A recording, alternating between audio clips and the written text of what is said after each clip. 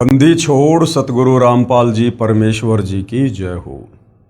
परमपिता परमात्मा सारी सृष्टि के रचनहार कुल मालिक असंख्य ब्रह्मांडों के स्वामी जगत गुरु तीनों लोकों में प्रवेश करके सबका धारण पोषण करने वाले राजाधिराज आत्माधार नाथों के नाथ देवों के देव महादेव सर्वेश्वर महेश्वर मृत्युंजय अजरो अमर आदि अनादि सनातनी प्रभु जगत पिता जगदीश्वर श्री श्री 1008 की उपाधि के वास्तविक अधिकारी अकाल मूर्त सौद स्वरूपी राम वासुदेव सर्वगतम ब्रह्म परम पूज्य प्रथम पूज्य परम संत परम पुरुष परम धनी परम दयालु सत्य कबीर हक्का कबीर अल्लाहु कबीर अल्लाहु अकबर बाखबर अल्लाह ताला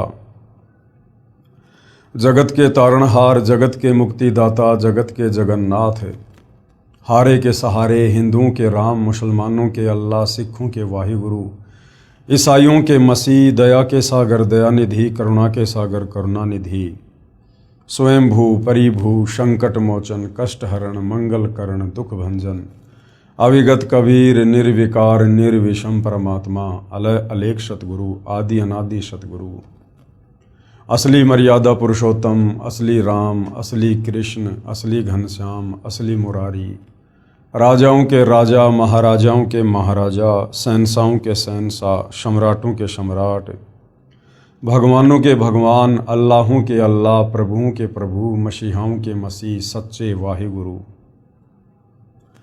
बाबाओं के बाबा पीरों के पीर सेठों के सेठ जगत सेठ सावड़सा सेठ सर्वगुण संपन्न अनंत कोटि कलाओं के स्वामी अनंत कोटि ब्रह्मांडों के नायक योगियों में महायोगी ध्यानियों में महाध्यानी सिद्धों में परम सिद्ध ज्ञानियों में तत्व ज्ञानी ब्रह्म ज्ञानी महाज्ञानी परम ज्ञानी सर्वश्रेष्ठ ज्ञानी विज्ञानी युवा कबीर समर्थ कबीर असमवात अमित ओजा सच्चे रहनुमा करीम अल्लाह सुभान अल्लाह दुनिया के अंतिम पैगंबर 8 सितंबर 1951 से गांव धनाना जिला सोनीपत हरियाणा भारतवर्ष की पावन भूमि पे प्रकट रियल कल्कि भगवान श्री नारायण साकार हरि श्री बाबा साहेब नूर अनंत परमात्मा सच्चे दरवेश सच्चे बाखबर संत शिरोमणि सतगुरु रामपाल जी परमेश्वर जी के चरण कमल में आप और हम सभी भाई बहनों का अनंत कोटि दंडवत प्रणाम।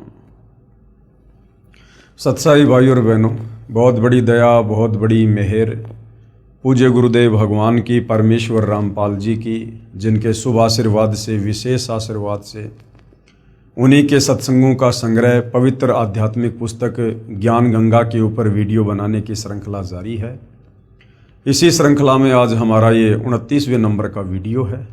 प्रत्येक वीडियो में पूज्य गुरुदेव भगवान जी के आशीर्वाद से हमें भक्ति मार्ग के विषय में अध्यात्म के विषय में वो सब कुछ जानने और समझने को मिल रहा है जो जानने की जिज्ञासा हमारी सदियों से थी, परंतु तत्व ज्ञान के अभाव में हमारे नादान धर्म गुरु हमें इन शास्त्रों से वो गूढ़ रहस्य निकाल कर नहीं बता पाए, नहीं समझा पाए कि परमात्मा कौन है, कैसा है, कहाँ रहता है, कैसे मिलता है, कैसा दिखाई देता है, उसकी शास्त्र अनुकूल भक्ति क्या है, हमें मुक्ति कैसे प्राप्त हो, हमें जन्म मरण और बुढ़ापे के संकट से हमें कैसे राहत मिले, हम लक 84 योनियों की पीड़ा से कैसे बाहर निकल सकते हैं।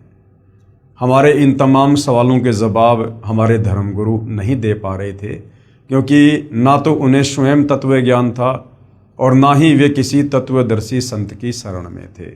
और तत्वदर्शी संत के बिना इन आध्यात्मिक गूढ़ रहस्यों को, सदग्रंथों के सार को कोई भी व्यक्ति या महात्मा इनको सार्वजनिक नहीं कर सकता है। इसलिए भाई और बहनों, आज पूज्य गुरुदेव भगवान की पूरे विश्व के मानव समाज पर बहुत बड़ी कृपा हुई है कि आज उन्होंने हमें अध्यात्म का वो सार जो हमारे ही सदग्रंथों में छुपा हुआ था निकाल कर पवित्र पुस्तक ज्ञान गंगा के रूप में दे दिया है। और ये ज्ञान गंगा पुस्तक भारत देश में विशेषकर घर घर में पहुंच चुकी है। तो भाई और बहनों, अब समय आ गया है इस पवित्र पुस्तक ज्ञान गंगा को पढ़कर, इसके ज्ञान को समझकर जगत गुरु तत्वदर्शी सतगुरु रामपाल जी भगवान की शरण में आकर अपनी आत्मा का कल्याण करवाने का। तो भाई और बहनों, इस पुस्तक में अभी तक आपने भक्ति मार्ग के विषय में बहुत कुछ जान लिया है, बहुत कुछ पहचान लिया है। सबसे पहले तो हमें आत्मज्ञान के साथ साथ परमात्म ज्ञान हुआ कि वास्तव में वो परमात्मा कौन है जिन्होंने इस सारी सृष्टि को रचा है। वो साकार है या निराकार है, वो कहाँ रहता है। उसके बाद वो परमात्मा जिन जिन महापुरुषों को इस धरती पर स्वयं ही सतलोक से गति करके चलकर आकर मिले, उन आत्माओं को फिर अपना सचखंड दिखाया, सर्व ब्रह्मांडों की स्थिति से परिचित करवाया। उसके बाद उन आत्माओं ने भी अपनी वाणियों के माध्यम से देश और दुनिया को जगाया। तो भाइयों और बहनों, आज हम जो आगे बढ़ेंगे इस पवित्र पुस्तक में, तो आज का हमारा जो टॉपिक है वो है शंका समाधान। यानी इतना ज्ञान सुनने और समझने के बाद भी काल प्रेरणा से कुछ शंकाएं मन में रह जाती हैं, जिन शंकाओं का समाधान करते हुए सतगुरु रामपाल जी हमें समझाना चाह रहे हैं कि कोई शंका मन में मत रखिए। परमेश्वर जी की वाणी है कि माँ मूंडू उस संत की जिससे संसा न जाए, काल खाए थोड़े शंका सब जग खाए। वो संत ही क्या, वो महात्मा ही क्या, जो अपने भगत के मन में किसी प्रकार की कोई शंका छोड़ दे। तो भाई और बहनों, यदि आप ध्यानपूर्वक पवित्र पुस्तक ज्ञान गंगा को पढ़ेंगे या सतगुरु रामपाल जी के मुख कमल से जो सत्संग बोले गए हैं आप उनको सुनेंगे, तो अपने ही धर्मशास्त्रों से सारे प्रमाण देखकर हमारे मन में अध्यात्म को लेकर किसी प्रकार की कोई शंका रह नहीं जाएगी। फिर भी जो छोटी मोटी शंकाएं हैं उनका भी सतगुरु रामपाल जी ने बखूबी समाधान किया है। प्रश्न, किसी ने सवाल किया, उपरोक्त गीता सार से तो सिद्ध होता है कि ब्रह्मा जी, विष्णु जी तथा शिव जी की पूजा व्यर्थ है, यानी बेकार है। यानी सतगुरु रामपाल जी ने जो पवित्र गीता जी का सार निकाल कर इस पवित्र पुस्तक ज्ञान गंगा में डाल दिया है, तो साधक कह रहा है कि इस पवित्र पुस्तक से गीता जी का सार समझकर तो ऐसा लगा कि जैसे श्री ब्रह्मा, श्री विष्णु और श्री शंकर जी की पूजा बिल्कुल व्यर्थ है, बिल्कुल बेकार है। परंतु मैं तो 30 वर्ष से श्री शिव जी की पूजा कर रहा हूँ तथा भगवान श्री कृष्ण जी मेरे बहुत प्रिय हैं। मैं इन प्रभुओं को नहीं छोड़ सकता, मेरा इनसे विशेष लगाव हो चुका है। श्री गीता जी का नित्य पाठ करता हूँ। हरे राम हरे कृष्ण राधे श्याम सीताराम, ओम नमः शिवाय, ओम नमो भगवते वासुदेवाय आदि नाम जाप करता हूँ। सोमवार का व्रत भी रखता हूँ, कावड़ भी लाता हूँ तथा धामों पर भी दान करने जाता हूँ, मंदिर में मूर्ति पूजा करने भी जाता हूँ, स्वर्ग प्राप्ति की इच्छा करता हूँ तथा परंपरागत पूजा के कारण एक महंत से उपदेश भी ले रखा है। तो सतगुरु रामपाल जी उस जिज्ञासु को क्या कुछ समझा रहे हैं। कृपया आप पुनः उपरोक्त गीता सार को पढ़ो। जब तक तत्व ज्ञान से पूर्ण परिचित आप नहीं होंगे तब तक ये शंका रूपी कांटा खटकता ही रहेगा। जैसे ऊपर उदाहरण है कि उल्टा लटका हुआ संसार रूपी वृक्ष है जिसकी मूल यानी जड़ तो पूर्ण परमात्मा परमेश्वर है और तीनों गुण रूपी रजगुण ब्रह्मा, सतगुण विष्णु और तमगुण शिव ये उसकी शाखाएं हैं। आपने कोई आम का पौधा लगाया है, यदि पौधे की जड़ यानी मूल की सिंचाई पूजा करोगे जिससे वृक्ष बनेगा, फिर उसकी शाखाओं को फल लगेंगे। शाखा तोड़ने को थोड़े कहा जाता है। यहाँ देखिए, सीधा बीजा हुआ भक्ति रूपी पौधा अर्थात शास्त्र विधि अनुसार साधना, जो आप जियों को पहले दिखाया गया था। तो गुरुदेव भगवान कह रहे हैं कि भाई हम ब्रह्मा विष्णु महेश की साधना छुड़वाते नहीं हैं, बल्कि और दृढ़ता से शास्त्र अनुकूल साधना आप जियों के द्वारा ब्रह्मा विष्णु महेश की करवाई जाती है।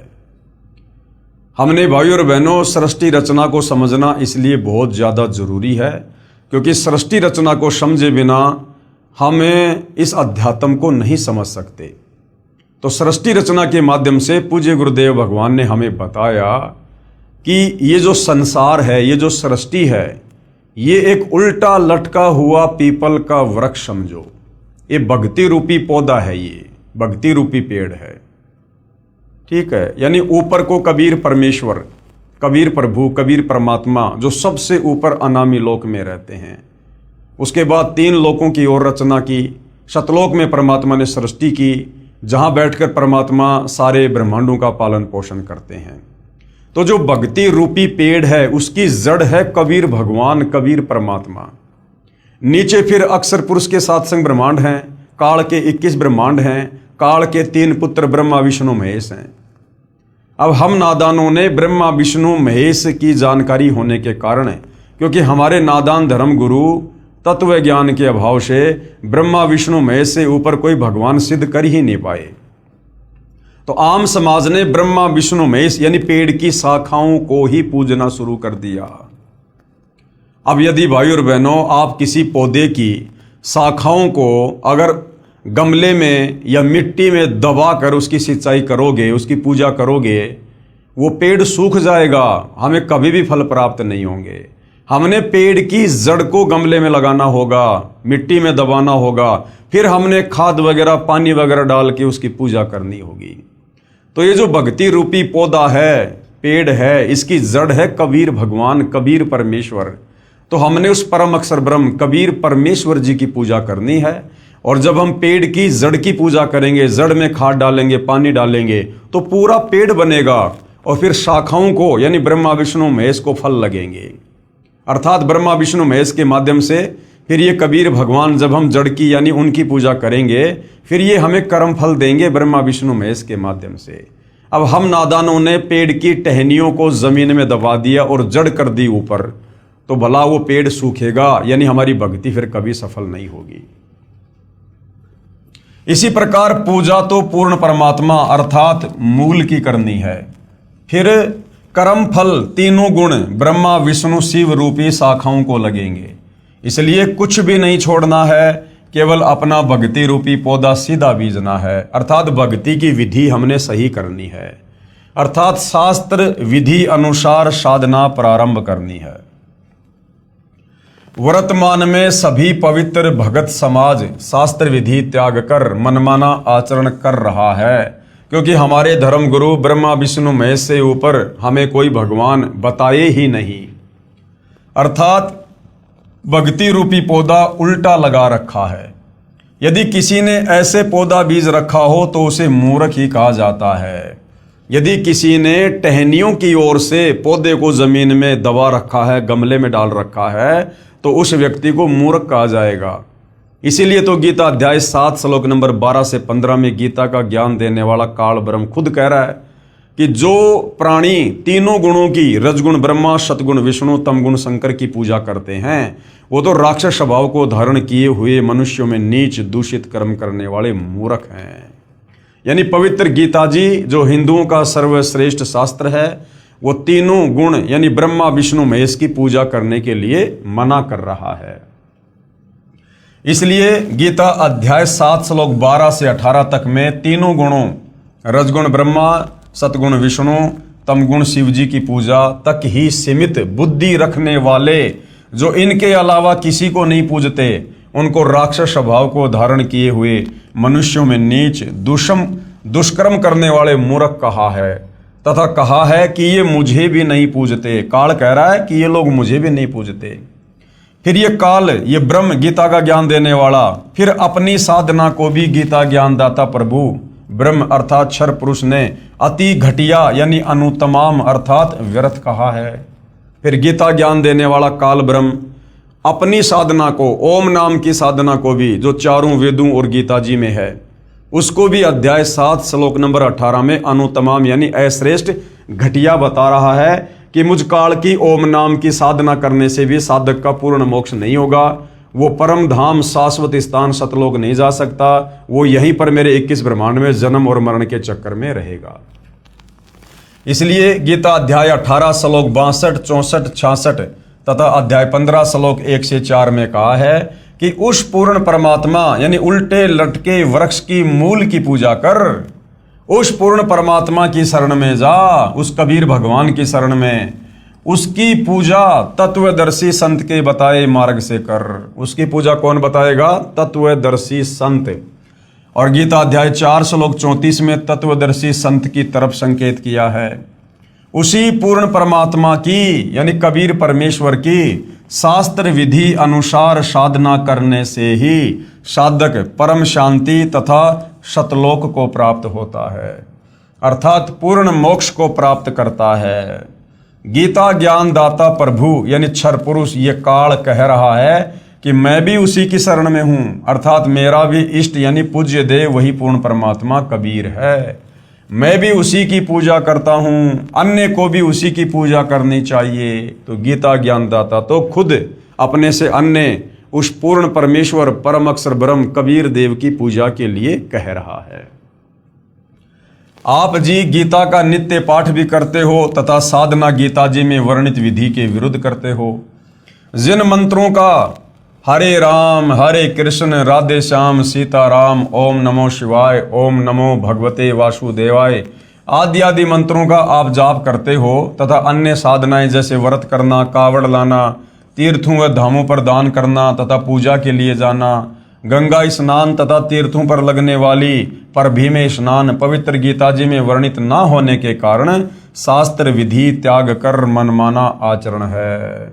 अर्थात जो जो क्रियाएं आप जी कर रहे हो ये सारी क्रियाएं पवित्र ग्रंथ गीता करने के लिए मना कर रहा है, जिसे पवित्र गीता जी अध्याय 16 श्लोक 23-24 में व्यर्थ कहा है। तो भाई और बहनों, सतगुरु रामपाल जी परमेश्वर जी ने हर प्रकार से शास्त्रों का हवाला देकर अपनी तरफ से कुछ ना कहकर आप और हमें अध्यात्म के विषय में सब कुछ समझा चुके हैं। इसके बाद भी यदि मन में कोई शंका रह जाती है तो भाई फिर तो उस प्राणी के माड़े भाग ही कहे जाएंगे। गद्दी तथा महंत परंपरा की जानकारी। अब ये गद्दी तथा महंत परंपरा ये कैसे शुरू हुई है, जिसके चक्कर में लाखों प्राणी उलझे हुए हैं। महंत व गद्दी परंपरा की जानकारी। किसी एकांत स्थान पर या शहर व किसी गांव में कोई महान आत्मा संत या भगत रहा करता था। उसके शरीर त्यागने के बाद उसकी याद बनाए रखने के लिए उनके शरीर के अंतिम संस्कार स्थल पर एक पत्थर या ईंटों की यादगार बना दी जाती है। फिर उस पवित्र आत्मा के अनुयायी या वंशज उसकी पत्थर की मूर्ति रख लेते हैं। कुछ समय उपरांत श्रद्धालु जाते हैं, कुछ धन दान करने लग जाते हैं, उसे मंदिर का रूप दे देते हैं तथा उस संत व ऋषि के वंशजों को धन उपार्जन का लालच हो जाता है। वे बहकाना प्रारंभ कर देते हैं कि जो यहाँ दर्शन करने आता है उसको पूर्ण मोक्ष प्राप्त होता है, सर्व लाभ मिलते हैं, जो इसी महापुरुष के जीवन काल में शिष्यों को मिलते थे। ये मूर्ति साक्षात उसी संत जी को ही जानो, जो यहाँ नहीं आएगा उसका मोक्ष संभव नहीं, आदि आदि। इस प्रकार से भाई और बहनों, ये जितनी भी यादगारें हैं, ये पूजा स्थल हैं, धाम है, तीर्थ हैं, ये इस प्रकार से बने हैं। पहले वहाँ कोई साधु संत महात्मा ऋषि अपनी भक्ति किया करता था, जैसा भी उसको ज्ञान था औरों को समझाया करता था, और मरने के बाद जो भी उसने भक्ति साधना की वो लेकर अपने इष्ट धाम को चला गया। अब पीछे से उसके चेलों ने या उसके वंशजों ने उसके नाम की यादगार बना दी। धीरे धीरे एक स्ट्रक्चर खड़ा कर दिया, लोग वहाँ पर आने लगे, दान धर्म करने लगे, एक बड़े मंदिर का बड़ी यादगार का रूप दे दिया। फिर वहाँ रहने वालों को ये लालच पड़ गया कि यहाँ तो लोग आते हैं, दान धर्म करते हैं, बढ़िया उनका धंधा चल गया। इस प्रकार से भाई और बहनों, ये गद्दी परंपरा, महंत परंपरा, ये यादगारें बनी हुई हैं। वर्तमान में वहाँ जाने से वो साधना शास्त्रों के विरुद्ध होने के कारण साधक को वहाँ जाने से, दान धर्म करने से, पूजा करने से कोई आध्यात्मिक लाभ नहीं है। अब उन नादानों को कोई पूछे कि जैसे कोई वैद्य था यानी कोई डॉक्टर था, वो नाड़ी देखकर दवाई देता था, रोगी स्वस्थ हो जाता था। उस वैद्य यानी डॉक्टर की मृत्यु के बाद उसकी मूर्ति बनाकर स्थापित करके कोई लालची कहे कि ये मूर्ति उसी डॉक्टर वाला कार्य करती है, जो इसके दर्शन करने आएगा वह पूर्ण स्वस्थ हो जाएगा। या स्वयं नकली वैद्य बनकर कोई बैठ जाए कि मैं भी दवाई देता हूँ, परंतु सारा उपचार औषधि के ग्रंथ के विपरीत दे रहा है, वह धोखा दे रहा है, क्योंकि केवल धन उपार्जन उसका उद्देश्य है। किसी भी संत या प्रभु की मूर्ति आदरणीय यादगार तो है, परंतु पूजनीय नहीं है। तो भाई और बहनों, आप और हमने हर प्रकार की इन भ्रमणाओं से, जो इन धन के लोभियों ने, स्वार्थियों ने अपने धार्मिक धंधे के लिए समाज में फैला रखी थी, हमने इन भ्रमणाओं से अब बाहर निकलना है और हमने शास्त्र अनुकूल साधना करके अपनी आत्मा का कल्याण करवाना है। क्योंकि स्वयं सारी सृष्टि का मालिक कबीर परमेश्वर जगत गुरु तत्वदर्शी सतगुरु रामपाल जी के रूप में धरती पर प्रकट हैं। ऐसे ही किसी संत या भगवान की मूर्ति बनाकर उसकी आड़ में कोई पुजारी व महंत कहे कि मैं भी नाम देता हूं, वह महानुभाव सर्व साधना उसी पवित्र शास्त्र के विपरीत दे रहा है जो उस महान संत ने अपने अनुभव का लिखा है। तो वह नकली संत व महंत स्वयं भी दोषी है तथा अनुयायियों का भी जीवन व्यर्थ करने का भार अपने शीश पर ले रहा है। संत तो एक समय में एक ही आता है, एक समय में पृथ्वी पर एक ही पूर्ण संत होता है। अब देख लो, वर्तमान में धरती पर पूर्ण संत सतगुरु रामपाल जी हैं। इनके अलावा ये जितने भी आचार्य, शंकराचार्य, मंडलेश्वर हैं, धर्माचार्य हैं, किसी भी धर्म का कोई भी धर्म गुरु है, ये सारे के सारे नकली हैं, काल के द्वारा भेजे गए हैं।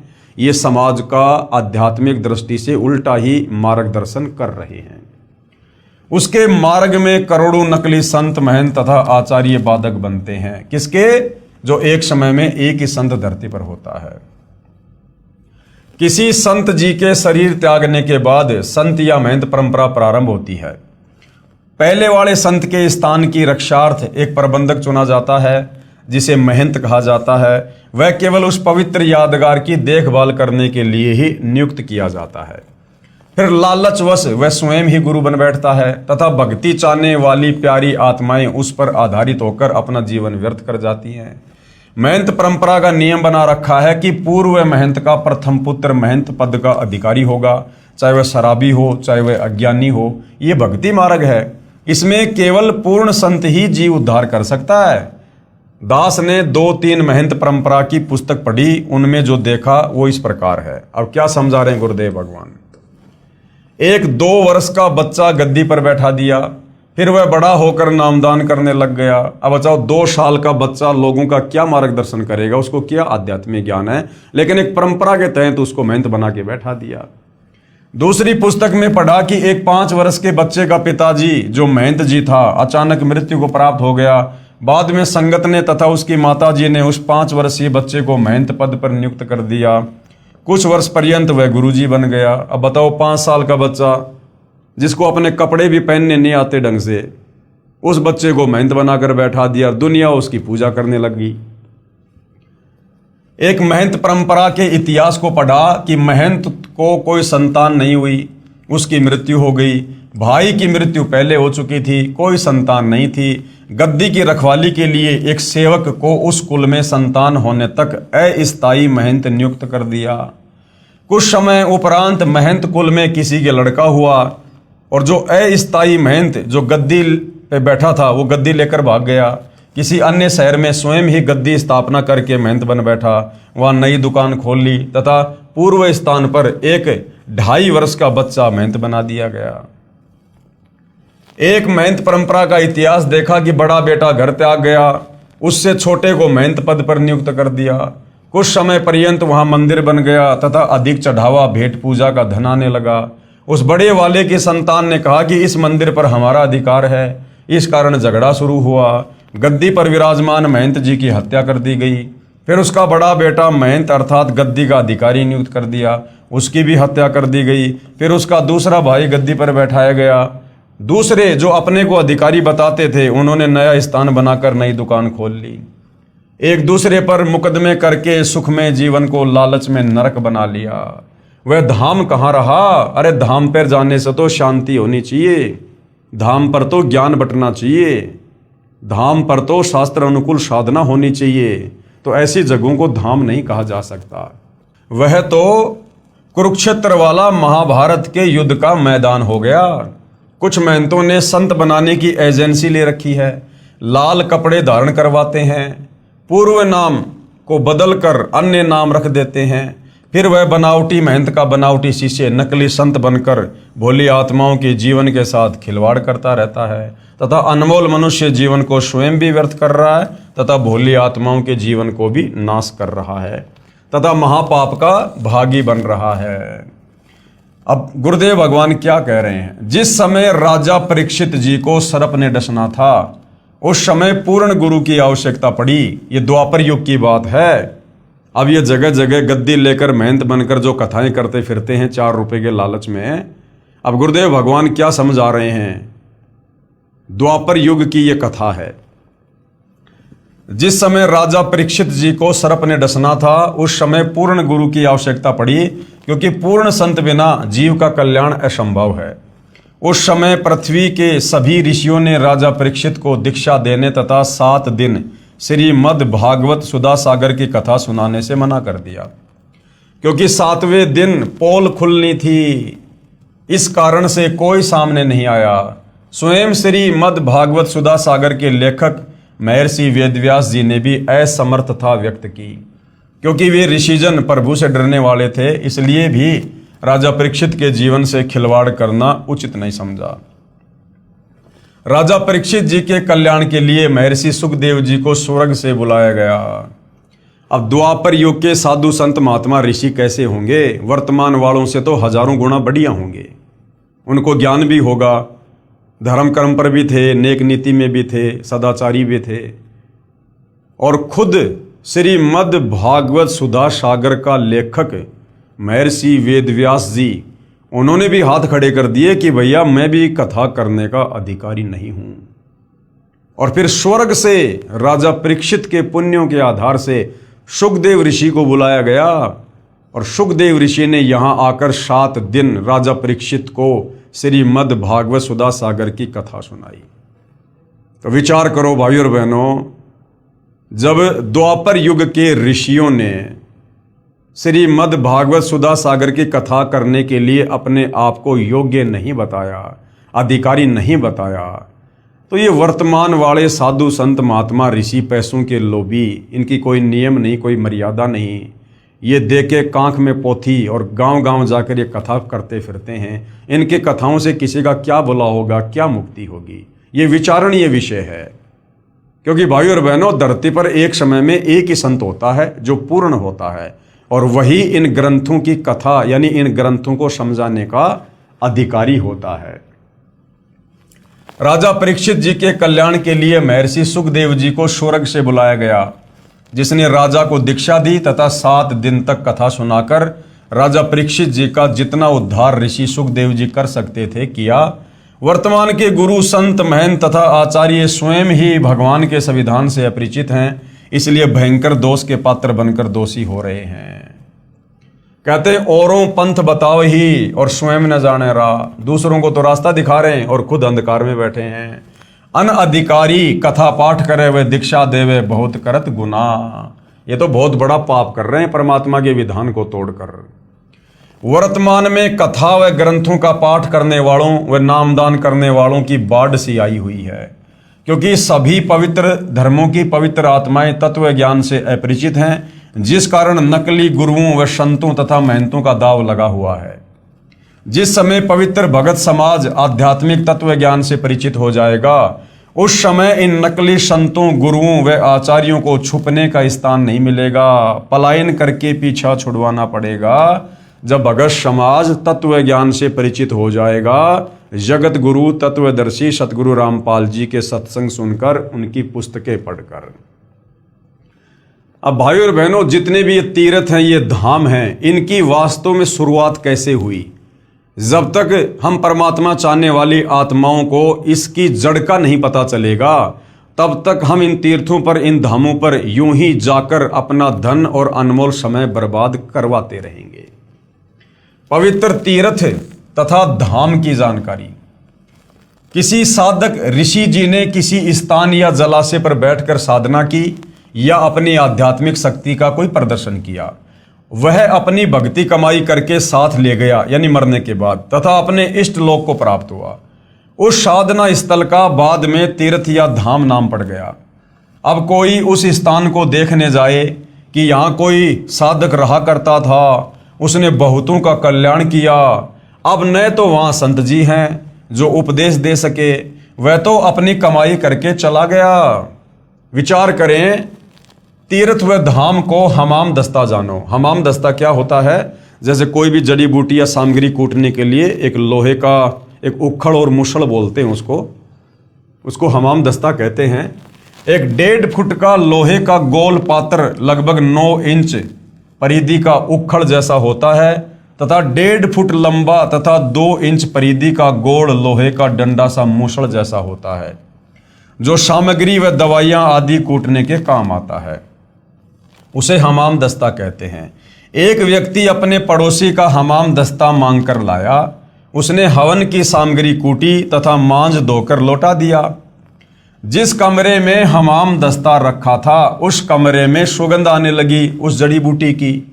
घर के सदस्यों ने देखा कि यह सुगंध कहाँ से आ रही है, तो पता चला कि हमाम दस्ते से आ रही है। वे समझ गए कि पड़ोसी ले गया था, उसने कोई सुगंध युक्त वस्तु कूटी होगी और कुछ दिन बाद वो सुगंध भी आना फिर बंद हो जाती है। इसी प्रकार ये तीर्थ और धाम है भाई और बहनों। इसी प्रकार तीर्थ व धाम को एक हमाम दस्ता जानो।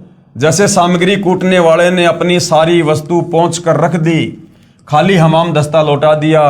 अब कोई उस हमाम दस्ते को सूंघ कर ही कृतार्थ माने तो नादानी है। उसको भी सामग्री लानी पड़ेगी, तब पूर्ण लाभ होगा। ठीक इसी प्रकार किसी धाम व तीर्थ पर रहने वाला पवित्र आत्मा तो राम नाम की सामग्री कूटकर, यानी जैसे भी उसके पास भक्ति थी वो करके और अपना शरीर छोड़ के झाड़ पहुंचकर अपनी सर्व कमाई को साथ ले गया। बाद में अनजान श्रद्धालु उस स्थान पर जाने मात्र से कल्याण समझे तो उनके मार्गदर्शकों यानी गुरुओं की शास्त्र विधि रहित बताई साधना का ही परिणाम है। उस महान आत्मा संत की तरह भगवान की साधना करने से ही कल्याण संभव होगा। उन तीर्थों के धामों के चक्कर काटने से कुछ नहीं मिलेगा। उसके लिए तत्वदर्शी संत की खोज करके उससे उपदेश लेकर आजीवन भक्ति करके मोक्ष प्राप्त करना चाहिए। शास्त्र विधि अनुकूल सत साधना गुरुदेव कह रहे हैं मुझ दास के पास उपलब्ध है, कृपया निःशुल्क प्राप्त करें। ऐसी अनमोल वस्तु जिसका कोई मूल्य नहीं है, जिस साधना से, जिन मंत्रों के जाप से हमारी आत्मा का कल्याण होगा, जन्म जन्म का संताप कटेगा। युगों युगों से हम जो जन्म मरण का कष्ट भोग रहे हैं, 184 योनि में गधे कुत्ते सूअर बनकर यातना भोग रहे हैं, नरक भोग रहे हैं, हमारा वो रोग कटेगा। ऐसी अनमोल वस्तु तीनों लोकों में जिसके समान कोई कीमती वस्तु नहीं, वो हमें सतगुरु रामपाल जी मुफ्त में दे रहे हैं, मुफ्त में। और भाई और बहनों, युगों युगों के बाद दाव लगता है सत भक्ति का, युगों युगों के बाद। अब गुरुदेव बता रहे श्री अमरनाथ धाम की स्थापना कैसे हुई, जहां दुनिया जाती है दर्शन करने के लिए कि हमारी मुक्ति होगी, मोक्ष होगा, हमारे को पुण्य मिलेंगे। तो पहले वहां जाने से पहले ये जान लो कि अमरनाथ धाम की स्थापना कैसे हुई। भगवान शंकर जी ने पार्वती जी को एकांत स्थान पर उपदेश दिया था, यानी नाम दीक्षा दी थी, जिस कारण से माता पार्वती जी इतनी मुक्त हो गई कि जब तक भगवान शिव जी यानी तमोगुण की मृत्यु नहीं होगी तब तक उमा जी की भी मृत्यु नहीं होगी। 7 ब्रह्मा जी की मृत्यु के उपरांत भगवान विष्णु की मृत्यु होती है और 7 विष्णु जी की मृत्यु के बाद शिव जी की मृत्यु होती है।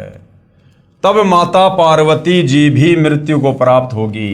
यानी भगवान शंकर से नाम उपदेश लेकर पार्वती जी इतनी अमर हो गई कि जब तक भगवान शंकर नहीं मरेगा तब तक पार्वती भी नहीं मरेगी। लेकिन मरेंगे भगवान शंकर भी और मरेगी फिर पार्वती भी। तब माता पार्वती जी भी मृत्यु को प्राप्त होगी। पूर्ण मोक्ष नहीं हुआ, क्योंकि जब शंकर जी का ही मोक्ष नहीं है तो पार्वती जी का कैसे होगा। फिर भी जितना लाभ पार्वती जी को हुआ वह भी अधिकारी से उपदेश मंत्र लेकर हुआ। बाद में श्रद्धालुओं ने उस स्थान की याद बनाए रखने के लिए उसको सुरक्षित रखा तथा दर्शक जाने लगे। जिस जगह पर भगवान शंकर ने पार्वती जी को मंत्र दिए थे उसको अमरनाथ कहते हैं, उस जगह को अमरनाथ कहते हैं जहां पर पार्वती जी को अमर मंत्र दिए थे। बाद में लोगों ने उस जगह को सुरक्षित बनाए रखने के लिए वहां पर एक यादगार बना दी। अब गुरुदेव कह रहे हैं जैसे ये दास यानी अपने लिए गुरुदेव कह रहे हैं कि स्थान स्थान पर जा जाकर सत्संग करता है, वहां पर खीर व हलवा भी बनाया जाता है। जो भगत आत्मा उपदेश प्राप्त कर लेता है उसका कल्याण हो जाता है। सत्संग की समाप्ति के बाद सभी टेंट आदि उखाड़कर दूसरे स्थान पर सत्संग के लिए चले गए। पूर्व स्थान पर केवल मिट्टी या ईंटों की बनाई भट्टी व चूल्हे से छोड़ दिए। फिर कोई उसी शहर के व्यक्ति से कहे कि आओ आपको वह जगह दिखाकर लाता हूं जहां सतगुरु रामपाल जी का सत्संग हुआ था, खीर बनाई थी। बाद में उन भट्टियों को देखने जाने वाले को न तो खीर मिलेगी, न ही सत्संग के अमृत वचन सुनने को मिलेंगे, और ना ही उपदेश प्राप्त हो सकता जिससे कल्याण हो सके। उसके लिए संत ही खोजना पड़ेगा। जहां सत्संग चल रहा हो वहां पर सर्व कार्य सिद्ध होंगे।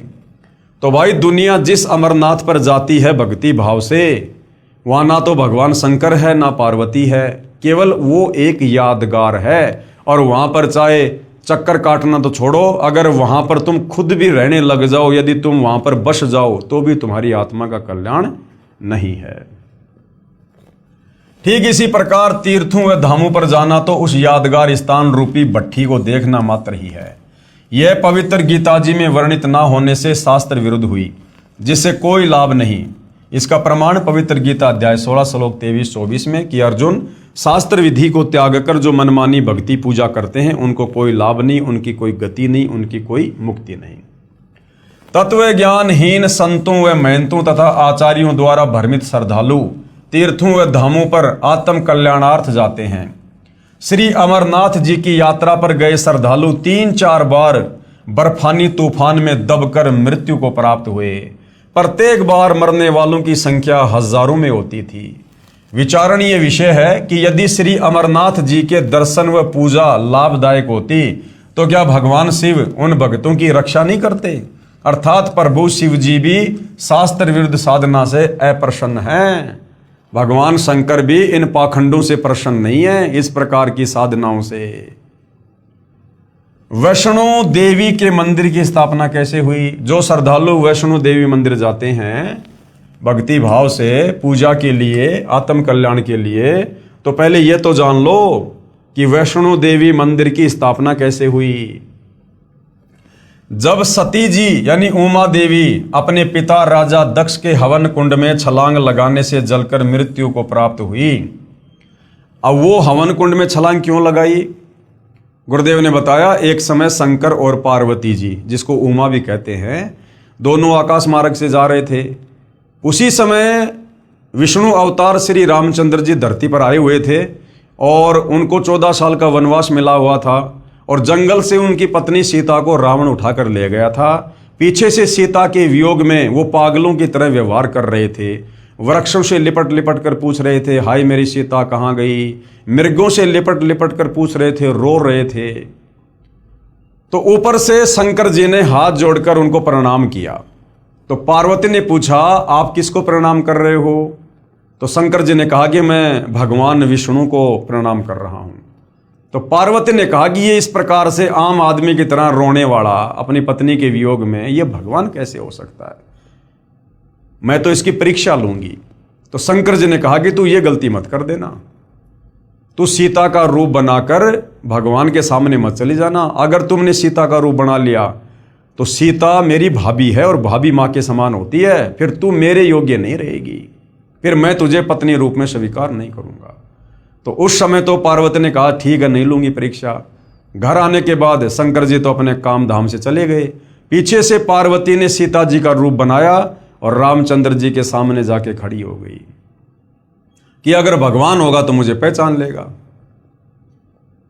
अब जैसे पार्वती सीता जी का रूप बना के खड़ी हुई, उधर से इस काल में इसने श्री रामचंद्र जी को सद्बुद्धि दे दी, ज्ञान योग खोल दिया, दृष्टि दे दी, और रामचंद्र जी ने पहचान लिया कि ये तो मेरी पत्नी सीता नहीं, ये तो जो है ये तो पार्वती है। तो रामचंद्र जी ने कहा कि हे दक्ष पुत्री माया, भगवान शंकर को कहाँ छोड़कर आ गई? अब पार्वती ने देखा भैया इसने तो मुझे पहचान लिया, तो वापस वो पार्वती रूप में आ गई और कहा कि भगवान शंकर ठीक कह रहे थे, आप तो वास्तव में भगवान ही हो। चली गई। अब उधर से भाई और बहनों, श्री रामचंद्र जी को अपनी पत्नी का तो पता नहीं कि उसे कौन ले गया, और उधर से सीता रूप में पार्वती को पहचान लिया। ये काल ने तुरंत बुद्धि ऑन कर दी, क्योंकि 21 ब्रह्मांड के जितने भी प्राणी हैं, आम व्यक्ति से लेकर ब्रह्मा विष्णु महेश, उन सब की बुद्धि का रिमोट इस काल बलि के हाथ में है। तो पार्वती अपने घर चली गई, शाम को शंकर जी आ गए। उधर से काल ने शंकर जी को प्रेरणा कर दी, दिव्य दृष्टि दे दी, और शंकर जी ने देखा भैया ये तो काम खराब करके आ गई, इसने तो मेरी माता जी का रूप धारण कर लिया, अब ये पत्नी रूप में स्वीकार्य नहीं है। घर आकर शंकर जी ने पार्वती से पूछा, आप परीक्षा लेने गई थी? तो पार्वती जी ने साफ साफ मना कर दिया, झूठ बोल दिया अपने पति से कि मैं नहीं गई थी। शंकर जी ने थोड़ा सा गुस्से में आकर पूछा, तो पार्वती ने हाँ कर दी कि हाँ मैं गई थी। उसी दिन से शंकर जी ने पार्वती से नाराज होकर पति पत्नी व्यवहार करना बंद कर दिया। और जब वर्षों का समय बीत गया तो पार्वती ने सोचा कि अब ये टस से मस होने वाले नहीं हैं, तो वो अपने पिता राजा दक्ष के घर पर चली गई कि कुछ दिन मैं अपने पीहर रह के आऊँगी, अपने माता पिता के पास रहकर आऊँगी, तब तक हो सकता है ये नॉर्मल हो जाएं, बात को भूल जाएं।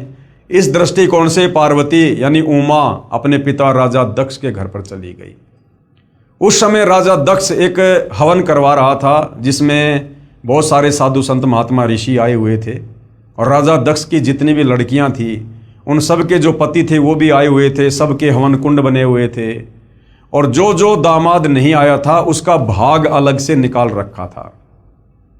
परंतु पार्वती और शंकर जी का कहीं कोई इस प्रकार का स्थान नहीं था। पूरे हवन कुंड में पार्वती ने घूम के देख लिया। अंत में अपने पिता के पास गई और कहा, पिताजी आपने मेरी सभी बहन और उनके पतियों के लिए जो है ये जगह वगैरह नियुक्त की हुई है हवन के लिए, हमारे लिए क्यों नहीं की?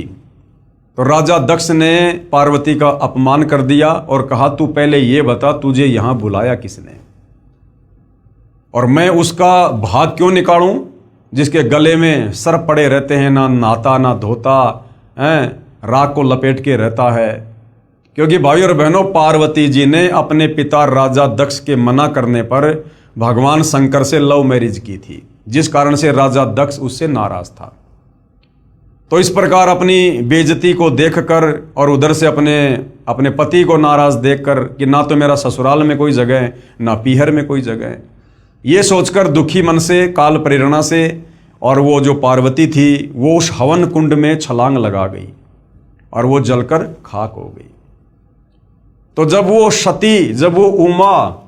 जब सती जी यानी उमा देवी अपने पिता राजा दक्ष के हवन कुंड में छलांग लगाने से जलकर मृत्यु को प्राप्त हुई, तब भगवान शिव जी उसकी अस्थियों के कंकाल को मोहवश सती जी यानी पार्वती जी जानकर 10,000 साल तक कंधे पर लिए पागलों की तरह घूमते रहे। अब देखिए भाई और बहनों, 21 ब्रह्मांड में सारे के सारे प्राणी मोह ममता में बंधे हुए हैं, तीनों गुणों में बंधे हुए हैं। ये तीनों देवता एक एक गुण हैं जो हम इंसानों को बांध के रखते हैं, और ये खुद भी इन्हीं तीनों गुणों में बंधे हुए हैं। 10,000 साल तक उस जली हुई पार्वती की अस्थियों को अपनी पत्नी मानकर अपने सीने से लगाकर पागलों की तरह रोते हुए घूम रहे हैं भगवान शंकर। जैसे एक बंदरिया का बच्चा मर जाता है फिर भी वो उसे अपना बच्चा मानकर छाती से लगाकर घूमती रहती है। तो भाई और बहनों, चाहे ब्रह्मा विष्णु महेश हो, चाहे आप और हम इंसान हो, चाहे ये 184 योनियों के जीव हो, हम सब के सब जीव संज्ञा में हैं, जीव संज्ञा में। इसीलिए सतगुरु रामपाल जी का नारा है कि जीव हमारी जाति है, मानव धर्म हमारा, हिंदू मुस्लिम सिख ईसाई धर्म नहीं कोई न्यारा। तो इस तत्व ज्ञान से पता चलता है कि ब्रह्मा विष्णु महेश भी जीव संज्ञा में हैं और ये भी तीनों गुणों के प्रभाव से प्रभावित हैं। उसके बाद भगवान विष्णु जी ने सुदर्शन चक्र से सती जी के कंकाल को छिन्न भिन्न कर दिया। अब भगवान विष्णु जी के रूप में स्वयं कबीर परमात्मा जी ने ये लीला की। जहां धड़ गिरा, जहां पर पार्वती जी का वो धड़ वाला हिस्सा गिरा कंकाल का, वहां पर उसको जमीन में गाड़ दिया गया इस धार्मिक घटना की याद बनाए रखने के लिए कि ऐसी घटना घटित हुई थी। उसके ऊपर एक मंदिर जैसी यादगार बना दी कि कहीं आने वाले समय में कोई ये ना कह दे कि पुराण में गलत लिखा है। उस मंदिर में एक स्त्री का चित्र रख दिया, उसे वैष्णो देवी कहने लगे। उसकी देख रेख व श्रद्धालु दर्शकों को इस स्थान की कहानी बताने के लिए एक नेक व्यक्ति नियुक्त किया गया, जैसे गाइड वगैरह होते हैं। उसको अन्य धार्मिक व्यक्ति कुछ वेतन देते थे। बाद में उसके वंशजों ने उस पर भेंट दान लेना प्रारंभ कर दिया तथा कहने लगे कि एक व्यक्ति का व्यापार ठप हो गया था। माता के 100 रुपये संकल्प किए, एक नारियल चढ़ाया, वह बहुत धनवान हो गया। एक निसंतान दंपत्ति था, उसने माता जी के 200 रुपये, एक साड़ी, एक सोने का गले का हार चढ़ाने का संकल्प किया, उसको पुत्र प्राप्त हो गया। और इस प्रकार से भाई और बहनों, तत्व ज्ञान के अभाव में आम आदमी देखम देखा भेड़ चाल में इन धर्मों पर जाने लगा और इन धामों की पूजा शुरू हो गई। इस प्रकार भोली आत्माएं इन दंत कथाओं पर आधारित होकर अपनी पवित्र गीता जी तथा पवित्र वेदों को भूल गए कि हमारी गीता और वेदों में भगवान प्राप्ति के लिए, मुक्ति के लिए क्या भक्ति साधना लिखी है, उसको तो भूल गए और भेड़ चाल में इन तीर्थों पर, धामों पर जाना शुरू कर दिया, जिसमें वह सर्व साधनाएं शास्त्र विधि रहित लिखी हैं, जिसके कारण न कोई सुख होता है, न कोई कार्य सिद्ध होता है और न ही परम गति अर्थात मुक्ति होती है। कहाँ? इन धामों पर जाने से, तीर्थों पर जाने से, क्योंकि गीता और चारों वेद इन साधनाओं को करने के लिए मना कर रहे हैं। इसका प्रमाण पवित्र गीता अध्याय 16 मंत्र 23-24 में है। इसी प्रकार जहां देवी की आंखें गिरी वहां नैना देवी का मंदिर, जहां जिव्या गिरी वहां पर श्री जवाले जी के मंदिर तथा जहां धड़ गिरा वहां वैष्णो देवी के मंदिर की स्थापना हो गई। तो भाई और बहनों, इस प्रकार से इन धामों की शुरुआत हुई है जिनको आज दुनिया पूजने के लिए जाती है, जबकि ये तमाम साधनाएं हमारे धर्मशास्त्रों के विरुद्ध होने के कारण, पवित्र गीता और पवित्र चारों वेदों के विपरीत होने के कारण इसको मनमाने आचरण की संज्ञा दी गई है। अध्याय 16 श्लोक 23-24 कि अर्जुन, जो व्यक्ति शास्त्र विधि को त्याग कर मनमाना आचरण करते हैं, मनमानी पूजा पाठ करते हैं, मनमाने मंत्रों का जाप करते हैं जो गीता और वेदों में नहीं है, उनकी ना तो मुक्ति होगी मरने के बाद में, अर्थात वो कभी भूत बनेंगे, कभी पिशाच बनेंगे, कभी वो पितर बनेंगे, नरक में जाएंगे, लक 84 में जाएंगे। ना उनका कोई कार्य सिद्ध हो सकता और ना उनकी गति हो सकती। इसलिए गीता अध्याय 16 श्लोक 24 में फिर कहा कि अर्जुन, कौन से भक्ति कर्म करने चाहिए, कौन से भक्ति कर्म नहीं करने चाहिए, इसके लिए शास्त्र ही प्रमाण है। अन्य किसी की दंत कथा पर, लोक वेद पर, सुनी सुनाई बातों पर यकीन करके भक्ति मार्ग को मत अपना लेना। तो भाई और बहनों, हर प्रकार से सतगुरु रामपाल जी परमात्मा चाहने वाली आत्माओं का समाधान कर रहे हैं। यानी यदि हमने इस अनमोल मनुष्य जन्म से परमात्मा की प्राप्ति करनी है, ये अनमोल मनुष्य जन्म हमें केवल परमात्मा प्राप्ति के लिए ही मिलता है, क्योंकि लक 84 योनियां भोगने के बाद एक मनुष्य जन्म हमें परमात्मा देता है। इसलिए कहते हैं कि मानव जन्म दुर्लभ है, ये मिले न बारंबार। और जैसे पेड़ से पत्ता टूट जाए फिर वापस नहीं लगता डार। तो क्या करना चाहिए इस मनुष्य जन्म से? मानव जन्म पाए कर जो नहीं रटे हरि नाम। हरि नाम का मतलब है परमात्मा की सत भक्ति, शास्त्र अनुकूल साधना, तत्वदर्शी संत से उपदेश लेकर, कि मानव जन्म पाए के, मानव जन्म में स्त्री और पुरुष दोनों आ जाते हैं। मनुष्य जन्म पाए कर जो नहीं रटे हरि नाम। भाई जैसे कुआं जल बिना फिर बनवाया क्या काम। अगर इस मनुष्य जन्म को प्राप्त करके तत्वदर्शी संत की शरण में आकर शास्त्र अनुकूल भक्ति नहीं की तो ऐसा है जैसे आपने कुआं बनाया और कुएं में जल है नहीं, लेकिन कुएं के ऊपर आप जी बढ़िया बढ़िया चित्रकारी कर रहे हो, तो क्या फायदा उस कुएं के ऊपर वो चित्रकारी करने का जब उसमें जल ही नहीं है, वो इच्छित वस्तु ही नहीं है। तो भाई और बहनों, बड़ी मुश्किल से परमेश्वर ने हमें ये मनुष्य जन्म बख्शा है। इस मनुष्य जन्म में हम हर प्रकार से अन्य योनियों से श्रेष्ठ बुद्धि रखते हैं। लक 84 योनियों में गधे, कुत्ते, सुअर, बैल, मक्खी, मच्छर, हाथी, भेड़िया, सिंह, इनको वो बुद्धि नहीं है। इनको आत्मचिंतन की, मंथन की, एक दूसरे से सलाह मशवरा करने की वो सद्बुद्धि प्राप्त नहीं है। जो हम मनुष्यों को है। हमें परमेश्वर ने इनसे विशेष बुद्धि दी है, विशेष हमारे को शरीर दिया है। हम काम धंधा करके, मेहनत मजदूरी करके हम खा सकते हैं, कमा सकते हैं। हम सभ्य समाज में सभ्य तरीके से रह सकते हैं। पशु एक दूसरे को छीनकर मारकर खाते हैं, लेकिन हम मनुष्य हैं। हमें परमेश्वर ने विशेष बुद्धि दी है। हम काम धंधा करके नेक नीति ईमानदारी से जीते हैं और दूसरों को भी जीने देते हैं। यदि हम वही पशु वाले कार्य करते करते मर गए तो फिर हमने क्या किया इस मनुष्य जन्म को प्राप्त करके? अरे बिना सतभक्ति के, बिना तत्वदर्शी संत की शरण के जो कार्य हम मनुष्य कर रहे हैं वो सारे के सारे कार्य पशु और पक्षी भी कर रहे हैं। जन्म लेकर जैसे वो भी बच्चे पैदा करते हैं, आप और हम शादियां करके बच्चे पैदा कर लेते हैं। वो पशु पक्षी बिना किसी गोत्र के, बिना किसी धर्म के, बिना किसी जाति के आपस में शादियां कर लेते हैं। हम अपने ये कर्म फोड़ने के लिए गोत्र में, धर्म में, जातियों में उलझ गए काल प्रेरणा से। वो पशु पक्षी खुले में सहवास करते हैं, संभोग करते हैं, क्योंकि उनको वो विशेष बुद्धि नहीं है, उनको कोई शर्मा शर्मी नहीं है। हमें परमेश्वर ने बुद्धि दी, इसलिए हम चार दीवारी के अंदर संभोग कर लेते हैं, शारीरिक संबंध बना लेते हैं। वो पशु पक्षी निवस्त्र होकर घूम लेते हैं। हम 100, 200, 250, 500 रुपए के कपड़े पहनकर अपने शरीर को ढक लेते हैं। वो पशु पक्षी वो कच्चा भोजन खा लेते हैं, हम थोड़ा चूल्हे पर पका के खा लेते हैं। वो पशु पक्षी जमीन में पड़ा हुआ खा लेते हैं, हम 100-50 रुपए की थाल में डाल के खा लेते हैं। बच्चे पैदा वो पशु पक्षी भी करते हैं, बच्चे पैदा हम भी करते हैं। अपने बच्चों का पालन पोषण, लाड़ प्यार वो पशु पक्षी भी करते हैं। वो लाड़ प्यार पालन पोषण आप और हम भी करते हैं, और अंत में वो भी मर जाते हैं और अंत में हम भी मर जाते हैं। तो बताओ भाई और बहनों, यदि ये अनमोल मनुष्य जन्म प्राप्त करके, यदि हमने तत्वदर्शी संत की खोज करके, शास्त्र अनुकूल सत भक्ति करके अपनी आत्मा का कल्याण नहीं करवाया, तो उन गधे, कुत्ते, सुअर में, बैल में, गाय में और हम इंसानों की उन क्रियाओं में भला क्या अंतर है? इसलिए परमात्मा कहते हैं कि भक्ति बिना नर और खर एक है। नर यानी इंसान और खर यानी गधा।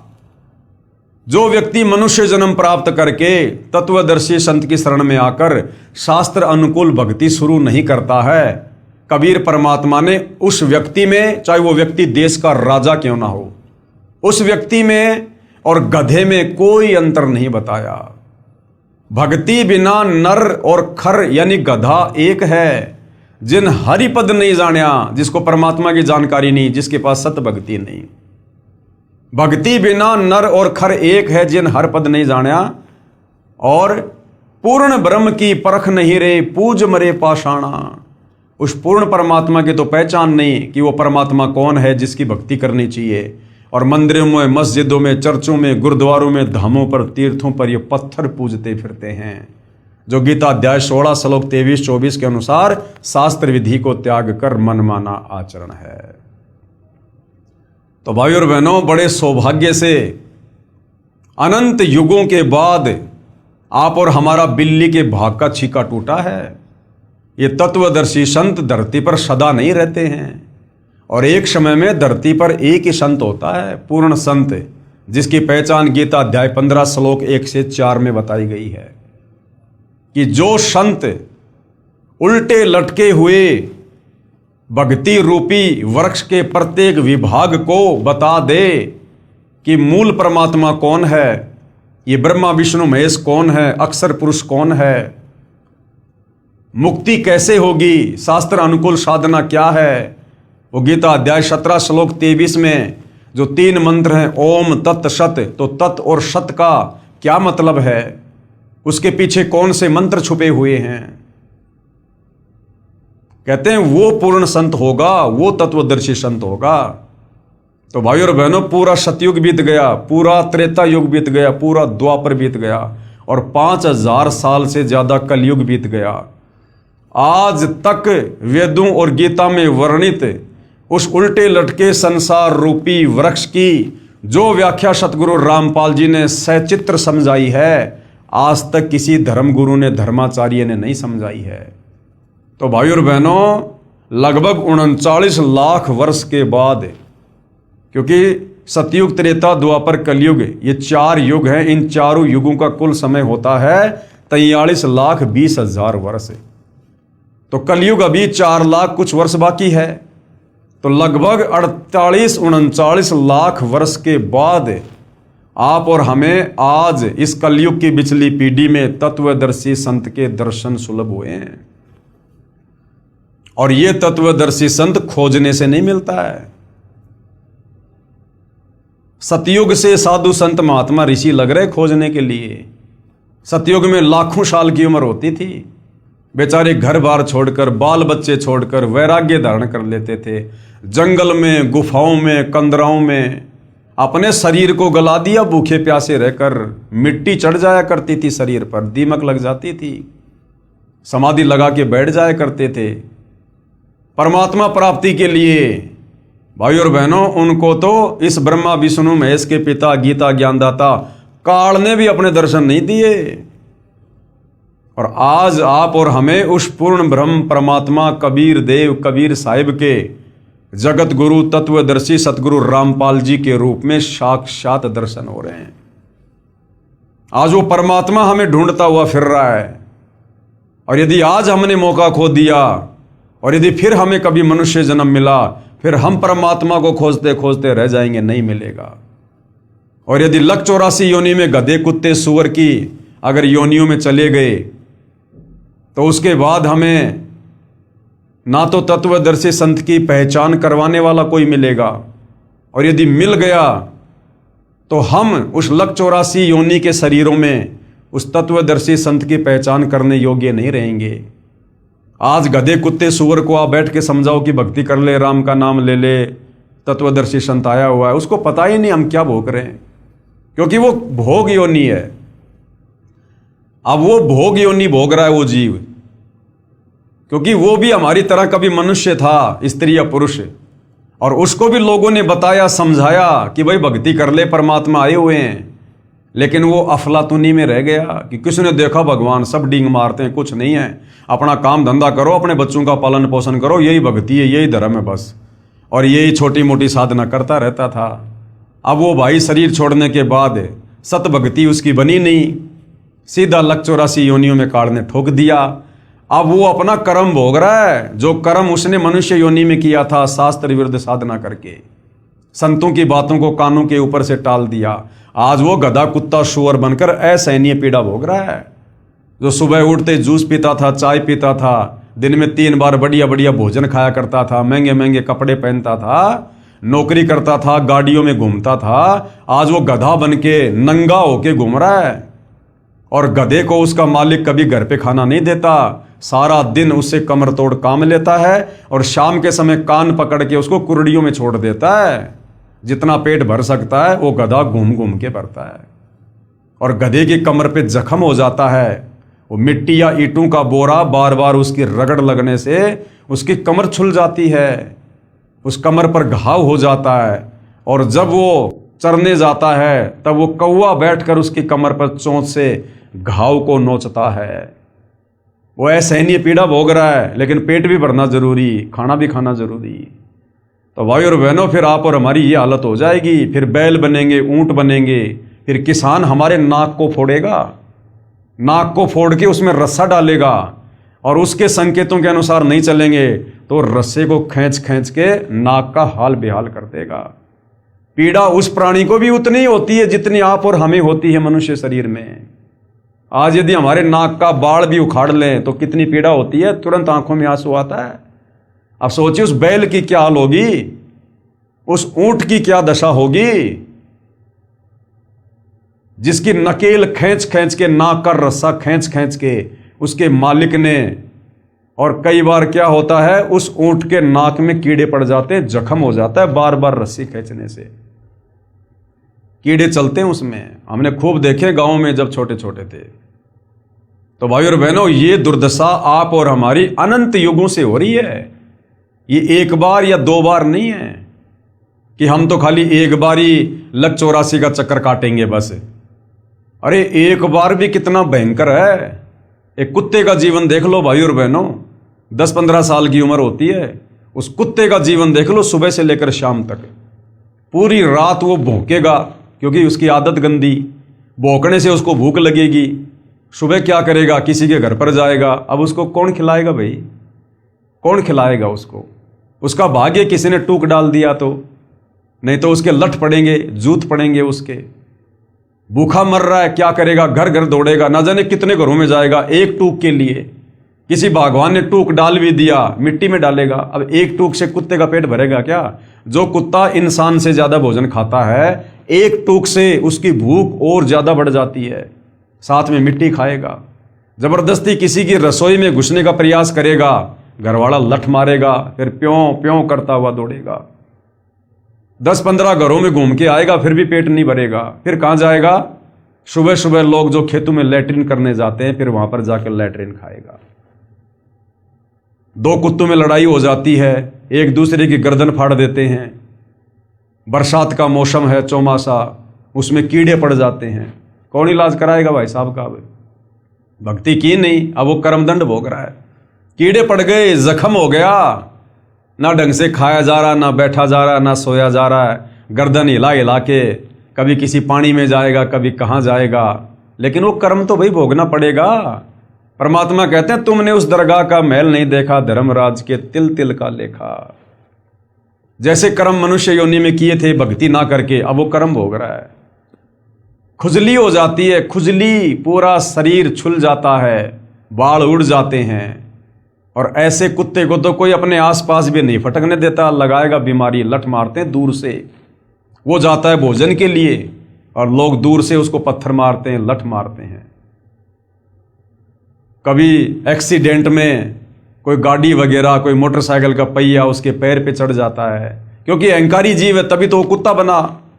मनुष्य जन्म में अहंकारी था, तभी तो उसको कुत्ते की योनि मिली। और कुत्ते क्या करते हैं, रोड पर बैठेंगे बीच में और गाड़ी बिल्कुल नजदीक आने वाली होगी तब जरा सा हटेंगे।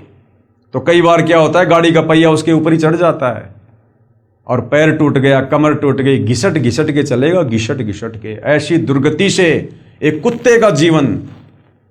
और ऐसे ऐसे करोड़ों जन्म लगातार भी हमें कुत्ते के मिल जाते हैं। मनुष्य जन्म में जो बीज हमने बोए होते हैं कुकर्मों के, शास्त्र विरुद्ध साधना के, जरूरी नहीं है कि एक बार लक 84 योनि भोगने के बाद हमें जो मनुष्य जन्म मिलता है वो खाली एक एक शरीर धारण करके मिलता है। नहीं, अगर एक बार आप जी कुत्ते की योनि में चले गए तो जरूरी नहीं है कि एक बार कुत्ते की योनि भोगने से पीछा छूट जाएगा। नहीं, वो एक कुत्ते की योनि हमें लाखों करोड़ों बार भी भोगनी पड़ सकती है लगातार। और करोड़ों बार जब एक ही कुत्ते की योनि भोग लेंगे, इतने कष्ट भोग लेंगे, उसके बाद फिर दूसरी योनि में डालेगा काल। जिस प्रकार हमने जैन धर्म के 24वें तीर्थकर महावीर स्वामी का जीवन पढ़ा, 20 करोड़ बार बिल्ली, 20 करोड़ बार कुत्ता, फलाना दिखना लगातार।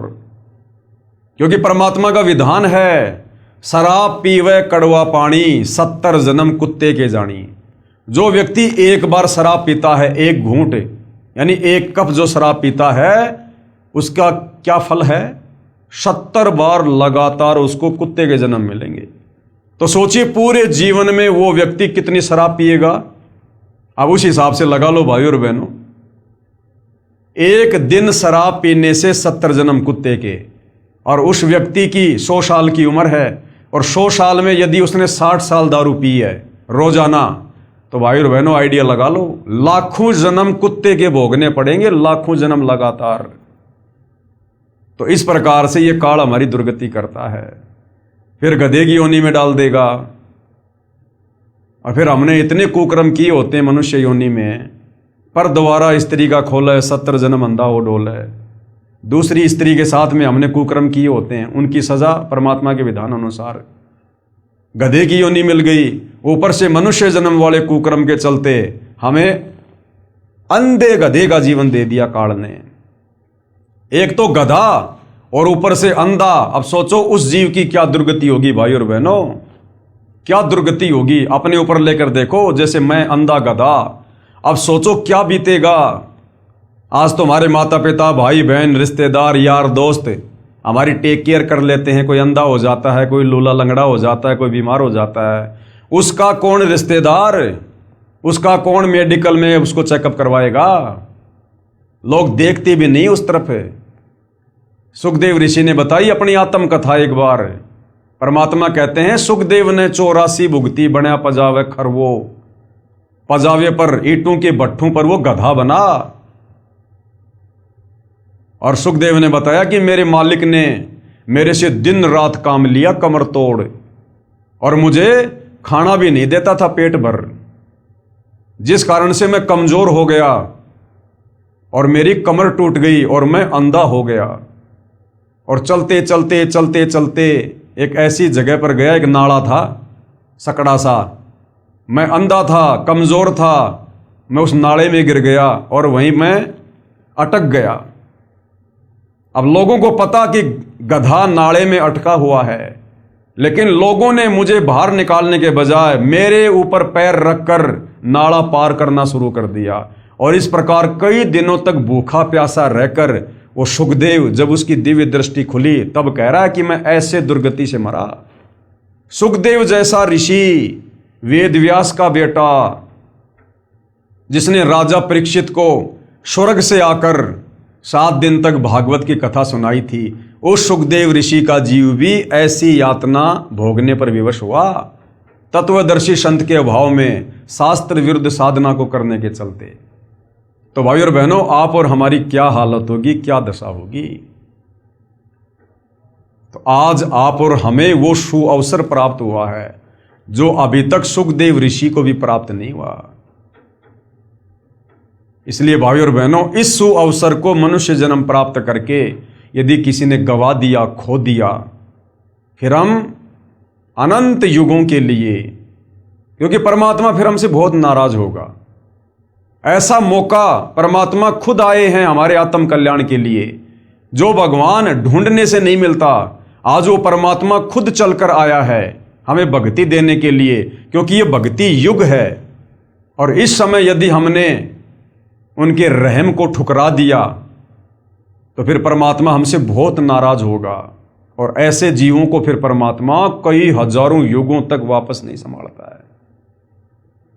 तो भाई और बहनों, ये ऐसा शास्त्र प्रमाणित ज्ञान है कि आज तक हमारे धर्म के चारों शंकराचार्यों ने दिया। अरे वो शंकराचार्य तो संस्कृत के प्रकांड ज्ञाता हैं, फिर भी आप उनका एक भी सत्संग दिखा दीजिए जिसमें ऐसा निर्णायक ज्ञान जो सतगुरु रामपाल जी परमेश्वर जी ने दिया है। यदि हमारे शंकराचार्यों ने दिया हो तो बता दो।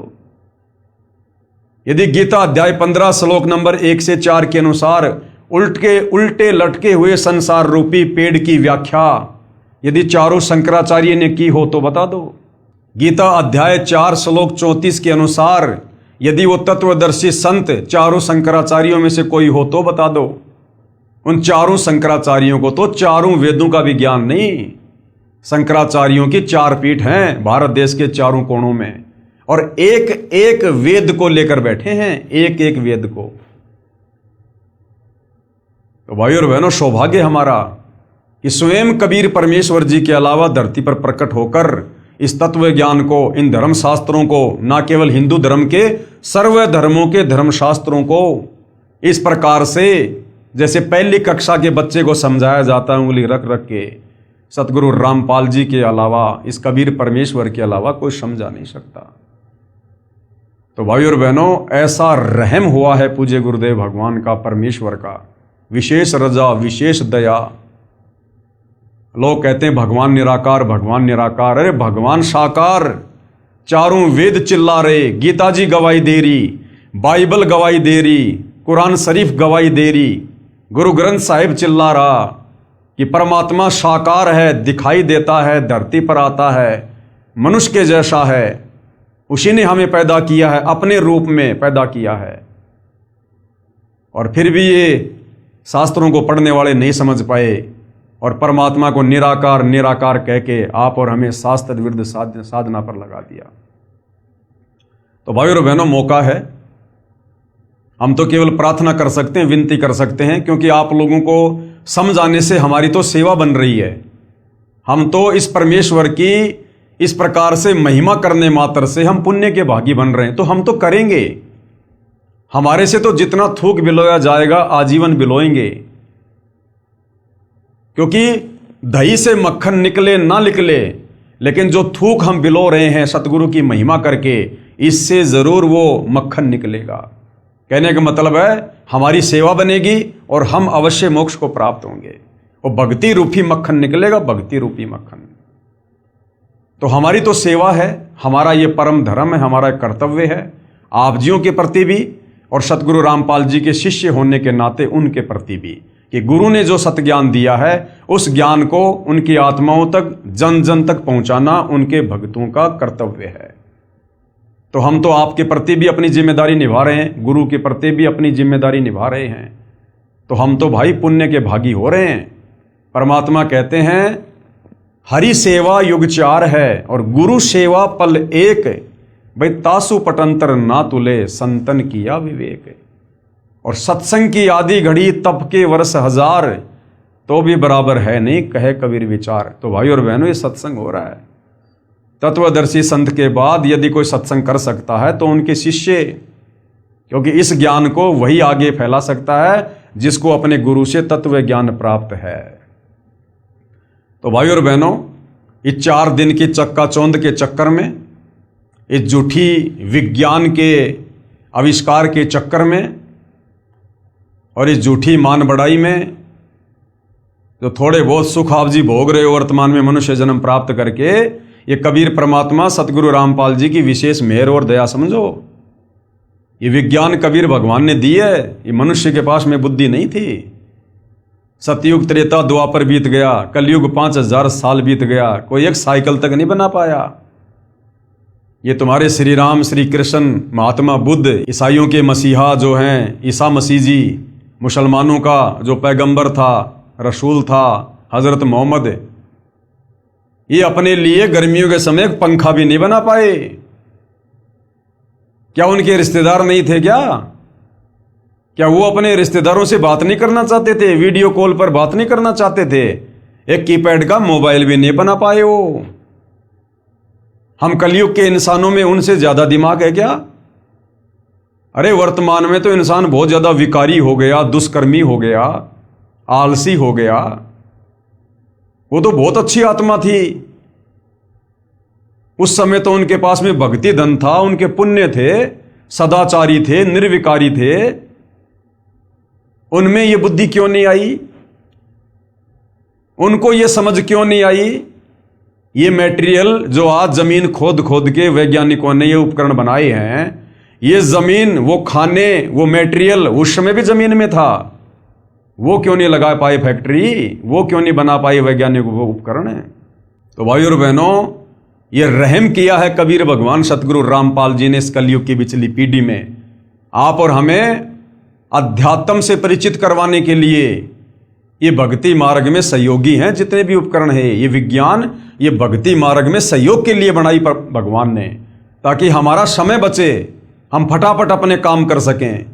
पहले रिश्तेदारी में कोई समाचार देने के लिए जाना पड़ता था, दूर दूर रिश्तेदारियां होती थी, 2 दिन लग गए, 3 दिन लग गए। आज तुरंत मोबाइल से बात करो, 1 मिनट में समाचार दो, मोबाइल साइड में रखो और बैठ के भगवान का भजन करो, अपनी आरती करो। खेतों में काम करते थे, कितना समय लगता था पहले, आज ट्रैक्टरों से काम होता है, मशीनों से होती है कटाई। तुरंत फटाफट अपना काम करो, 1 दिन में निपटाओ अपना, बाकी बैठ के भगवान का भजन करो। कहीं आने जाने में हम पैदल जाते थे, समय लगता था, आज मोटरसाइकिल आ गई, 4 व्हीलर आ गए, एरोप्लेन आ गई। क्यों दिए भगवान ने? ताकि हम फटाफट उन कार्यों को निपटा के, और जो समय बचे उस समय का हम भगवान की चर्चा में, भगवान की महिमा में, भगवान की भक्ति में हम उसका सदुपयोग करें।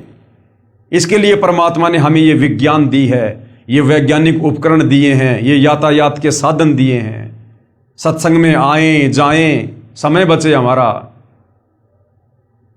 हमारे दादा परदादा झोपड़ियों में रहा करते थे, आज परमात्मा ने ये कूलर दे दिए, एसी दे दी, ये पक्के मकान लोग जो है ये बनाने लग गए। क्यों? सिर्फ भक्ति में सहयोग के लिए, ताकि गर्मी, सर्दी, बरसात, ओले, आंधी, हम इन सबसे बचें। और आराम से भगवान की भक्ति करें। नहीं रहने को तो इंसान ने झोपड़ी भी बहुत है। तो भाई और बहनों, कहने का मतलब है आज जो दया इस कलयुग के इस समय में, जिसको बिचली पीढ़ी का समय कहते हैं, जो दया उस कबीर परमेश्वर सतगुरु रामपाल जी भगवान की हुई है, ये असीम है, अवर्णनीय है, अकल्पनीय। उस परमेश्वर का किन शब्दों में धन्यवाद करें, इंसान के पास में शब्द नहीं है। सात समुद्र की मसी करूं, लेखनी करूं बन राय, और धरती का कागज करूं, पर सतगुरु रामपाल जी के गुण लिखे न जाएं। तो सोचिए भाई और बहनों, एक कुत्ते का जीवन और ऐसे ऐसे 184 योनियों में अनेक प्रकार के शरीर हमने धारण करने पड़ेंगे। किसी की उम्र 100 साल, किसी की उम्र 1000 साल भी होती है, किसी की 300 साल। एक पौधा ऐसा है जिसकी 13,000 साल आयु है। वो पेड़ पौधे भी योनि हैं 184 योनि में, वो भी हमने भोगनी पड़ेंगी अगर मनुष्य जन्म में भक्ति नहीं हुई तो सोचिए, जब हम वो पौधे बन गए, 13,000 साल तक उस पौधे की उम्र है, और ना जाने कितनी बार वही पौधा बनना पड़े। तो सोचो भाई और बहनों, फिर कितने लंबे समय के लिए यदि वर्तमान में हमने सतगुरु रामपाल जी को ना पहचान कर, यदि हमने उनसे उपदेश लेकर भक्ति करके अपने जीव का कल्याण नहीं करवाया, तो सोचिए फिर 184 योनि में आप और हम कितने लंबे समय के लिए कष्ट भोगने के लिए चले जाएंगे। बहुत लंबा चौड़ा दुख हो जाएगा। और ऐसी ऐसी ना जाने कितनी लाखों 184 योनियां भोगने के बाद वर्तमान में जो हम इस सतभक्ति को ना करके परमात्मा को नाराज कर देंगे, उसके बाद ये परमात्मा फिर हमें कभी अपनी शरण में लेगा, दया करेगा। और जब वर्तमान में कुछ नहीं कर पा रहे, तो अगले जन्म में फिर कौन सा हम जो है वो किला तोड़ देंगे। तो भाई और बहनों, आज है वो मौका, लोहा गर्म है, आज मार दो चोट, यदि मारी जाए तो ऐसा सुअवसर फिर नहीं मिलेगा जिंदगी में। तो भाई प्रार्थना कर सकते हैं, विनती कर सकते हैं। मनुष्य जन्म भगवान ने इसलिए दिया है कि इंसान मनुष्य जन्म प्राप्त करके किसी की बातों पर विचार करे, जल्दबाजी में फैसला ना ले। कई बार क्या होता है कि कचरे में हीरा मिल जाता है, कचरे में हीरा। तो जरूरी नहीं है कि बड़े बड़े नेता अभिनेता कोई बात बताएंगे तो उसी बात में कोई दम होता है। हमारे जैसे 2 कोड़ी के जीव भी कई बार अच्छी बात बता जाते हैं।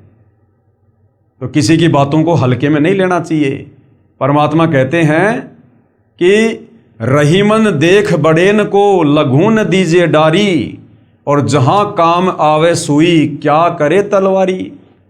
अरे जहां पर सुई अपना काम कर देगी, वहां पर वो तलवार अपना काम नहीं कर सकती। अब इस शर्ट का यदि हमने ये बटन लगाना है, तो तुम तलवार से बटन लगा लोगे क्या? वहां तो सुई काम करेगी। तो जो संदेशा परमपिता परमात्मा कबीर साहब तत्वदर्शी संत के रूप में अपने छोटे छोटे भक्तों से समाज को दिलवा देगा, भक्ति और भगवान को लेकर, आत्म कल्याण को लेकर, वो संदेशा आप जी उम्मीद मत करना कि आपको टाटा, बिरला, अंबानी या देश का कोई प्रधानमंत्री दे देगा। तो भाई और बहनों, थोड़ा सा विचार करो, ठंडे दिमाग से सोचो, क्या जाता है एक बार सतगुरु रामपाल जी के सत्संग तो सुनो। अरे इतने भी बिजी नहीं हो जितना तुम अपने आप को दिखाते हो, इतने भी बिजी नहीं हो। और सारा दिन मोबाइल पे क्या करते हो? आप देखते हैं ना, आम आदमी को जब भी समय मिलता है तुरंत मोबाइल उठा लेंगे, और मोबाइल में क्या देखेंगे? रील देखेंगे, शॉर्ट वीडियो देखेंगे, और फालतू के धारावाहिक देखेंगे, फिल्मी गाने सुनेंगे। क्या मिलेगा उससे? कुछ नहीं मिलेगा, समय की बर्बादी के अलावा। मन खराब होगा वो अलग। तो उसी मोबाइल से यदि यूट्यूब पर जाकर सतगुरु रामपाल जी के नाम से सत्संग सर्च किए जाएं, तो भाई और बहनों, तत्वदर्शी संत की आवाज यदि जीव के कानों में पड़ती है, उससे भी हमारी भक्ति बननी शुरू हो जाती है, हमारे संस्कार बनने शुरू हो जाते हैं, हमारे पुण्य जमा होने शुरू हो जाते हैं। तत्वदर्शी संत की यदि आवाज भी हमारे कानों में पड़ना शुरू हो जाती है, तो धीरे धीरे धीरे धीरे भाई और बहनों, किसी के विचार जब तक नहीं सुनेंगे, हम कैसे समझेंगे कि वो हमें क्या समझाना चाहता है, उनके पास में क्या अनमोल वस्तु है। तो थोड़ा बहुत समय निकाल के सतगुरु रामपाल जी के सत्संग भी यूट्यूब पर सुनिएगा, ये मोबाइल परमात्मा ने बकवाद के लिए नहीं दिए। अगर इन मोबाइलों में बकवाद करोगे तो अब वो समय भी आ चुका है, इन मोबाइलों में आग लग जाएगी, साथ में तुम्हारे कान भी फटेंगे।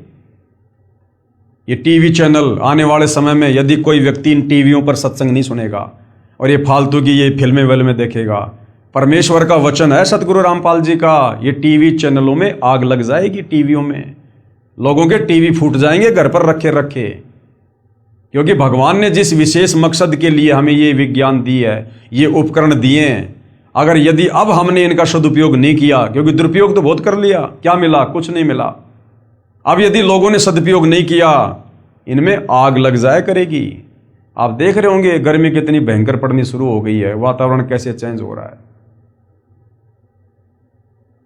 तो भाई और बहनों, अब समय आ गया, परमेश्वर के द्वारा दिए गए इन उपकरणों का सदुपयोग करो। और परमेश्वर ने जो अनमोल मनुष्य शरीर दिया है और जो हमें ये अंग दिए, इनका भी सदुपयोग करो। ये आंख परमात्मा ने क्यों दी है? उस परमेश्वर के दीदार के लिए। कबीरा दर्शन साधु का, मुख पर बसे सुहाग, दर्शन उन्हीं को होते हैं जिनके पूर्ण भाग। ये आंखें परमेश्वर ने सत्संग देखने के लिए, सतगुरु के, जब वो परमात्मा सतगुरु रूप में आता है, उनके दर्शन करने के लिए। ये कान परमात्मा ने सत्संग सुनने के लिए दिए हैं, अच्छी बातें सुनने के लिए दिए हैं, परमेश्वर की वाणियां सुनने के लिए दिए हैं, ताकि हमारे अंतःकरण में भक्ति जमा हो। ये जीव परमेश्वर ने सतगुरु की महिमा करने के लिए, जिव्या तो वाये भली जो रटे हरि को नाम, नहीं तो काट के फेंक दो मुख में भलो न चाम। अगर मनुष्य जन्म प्राप्त करके इस जिव्या से यदि हमने सतगुरु का गुणगान नहीं किया, सतगुरु की महिमा नहीं की, यदि हमने सतगुरु का ज्ञान प्रचार नहीं किया, सतगुरु के द्वारा दिए गए मंत्रों का जाप नहीं किया, तो अगले जन्म में परमात्मा जीव छीन लेगा। यानी गधे बनेंगे, लक 84 में जाएंगे, बैल बनेंगे, जीव भी होगी, लेकिन हम जीव का सदुपयोग नहीं कर पाएंगे। कल को यदि उस बैल के पैर में कोई कील चुभ गई, वो बैल जिसके मुंह में जीभ है, वो बोल के नहीं बता सकता कि मेरे पैर में कील चुभी है, मुझे पीड़ा हो रही है। क्यों? क्योंकि आपने मनुष्य जन्म में उस जीव्या का सदुपयोग नहीं किया। किसी को गाली दी, किसी को उल्टा बोला है, और फालतू की बातों में, निंदा चुगली में अपनी जीव का दुरुपयोग किया। ये हाथ, इन हाथों से हमें परमेश्वर की सेवा करनी है, इन हाथों से हमने दान धर्म करना है, उपकार के अच्छे कार्य करने हैं, इसलिए भगवान ने हाथ दिए हमें। और इन हाथों से यदि हम दुष्कर्म करेंगे, किसी का यदि हम कोई बुरा करेंगे, मार पिटाई करेंगे, तो परमेश्वर इनको भी छीन लेगा, क्योंकि हमने उसके द्वारा दिए गए अंगों का दुरुपयोग किया है। इसी प्रकार भाई और बहनों, परमेश्वर के द्वारा दिया गया अनमोल शरीर और ये अनमोल समय और ये विज्ञान, हमने इन सब का जगत गुरु तत्वदर्शी सतगुरु रामपाल जी परमेश्वर जी की शरण में आकर सदुपयोग करना है। और सतगुरु रामपाल जी की शरण से बेहतर सदुपयोग इस समय का और इस मनुष्य जीवन का ये और कहीं नहीं हो सकता है। बाकी तो आप बर्बाद ही बर्बाद करोगे, अपने कर्म ही कर्म फोड़ोगे। अगर शुभ कर्म बनाने की कोई जगह है तो सतगुरु रामपाल जी के चरण हैं, उनकी भक्ति है। बाकी तो हम मनुष्य जन्म प्राप्त करके अपने कर्म बिगाड़ सकते हैं, कर्म फोड़ सकते हैं। तो हम तो केवल विनती कर सकते हैं भाई और बहनों, आज YouTube पर सतगुरु रामपाल जी के ढेरों सत्संग हैं। गूगल पर जाकर ज्ञान गंगा पुस्तक की PDF डाउनलोड करो, अन्यथा www.jagatgururampalji.org ये वेबसाइट है, इस पर आपको सारी पुस्तकें सतगुरु रामपाल जी के द्वारा लिखित मिलेंगी, उनके ऑडियो वीडियो में उनके सत्संग मिलेंगे। कैसे आप सतगुरु रामपाल जी से नाम उपदेश प्राप्त कर सकते हैं, वो भी जानकारी मिलेगी।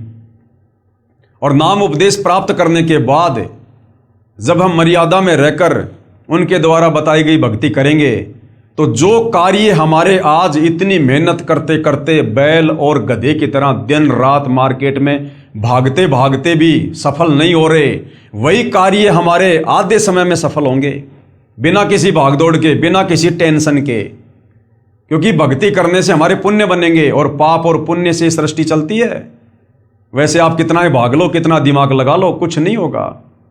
एक आदमी करोड़ों रुपए लगा के धंधा करता है, फेल हो जाता है, और एक आदमी छोटे से समोसे की दुकान खोलता है, माला माल हो जाता है, अपने पुण्य और पाप के कारण। तो वर्तमान में कलयुग है, हमारे जो पुण्य थे हमने 3 युगों में खा लिए, खर्च कर लिए, मौज मस्ती करके, राजा महाराजा के जीवन प्राप्त करके। अब है कलयुग, चौथा युग। अब बच गए पाप कर्म। अब पाप कर्म से दुख संकट परेशानी आती हैं। मेहनत करते करते घर का खर्चा नहीं चलता। आदमी फिर क्या करता है, गलत रास्ते अपनाता है, चोरी जारी ठगी मिलावट रिश्वतखोरी, और ज्यादा कर्म बिगड़ने शुरू हो जाते हैं। घर में पैसा तो आता दिखाई देता है, लेकिन हमारे कर्म कितने बिगड़ रहे हैं। और जब उन कर्मों का दंड भोगने का समय आएगा, फिर रोएंगे ऊपर मुंह करके, हे भगवान मैंने क्या कर दिया।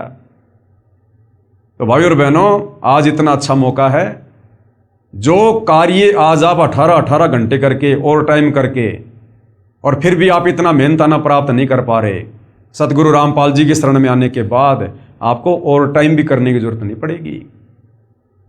उस परमेश्वर की शक्ति से, समर्थता से आप और हमारे कार्य चुटकियों में सिद्ध होंगे। चुटकियों में आंखों में आंसू भर भर के रोया करेंगे, परमात्मा पहले सद्बुद्धि क्यों नहीं आई, पहले क्यों गधे और बैल की तरह भाग रहा था अज्ञानता में।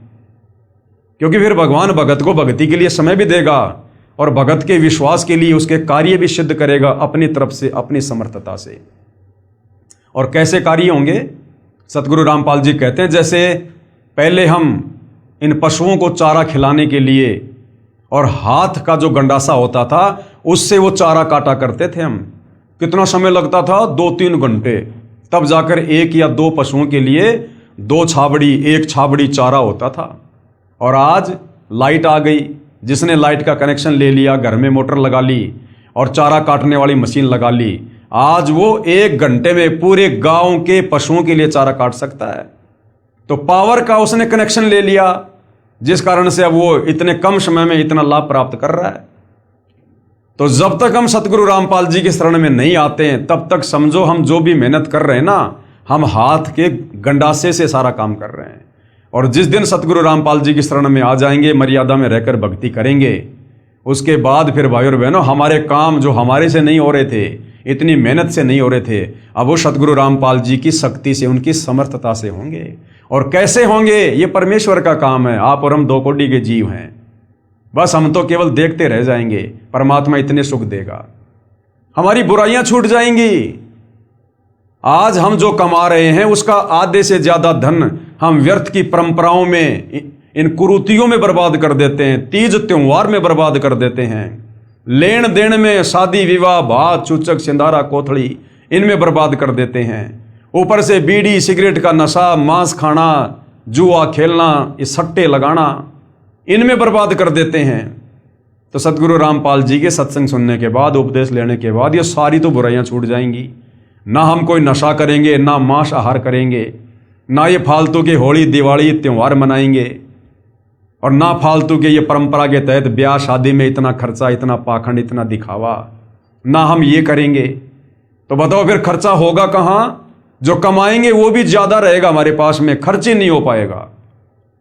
और अपने गुरुदेव भगवान को दान धर्म करेंगे, 1 रुपया देंगे, भगवान 1000 देगा रिटर्न, समय आने पर 1000। किसी भगत ने फिर किसी के आगे हाथ फैलाने की जरूरत नहीं पड़ेगी। गुरुदेव कहते हैं, मांगे सो ही बढ़वा कहिए, दर दर फिरे अज्ञानी, और जोगी जोग संपूर्ण जिसका, मांग ना पीवे पानी।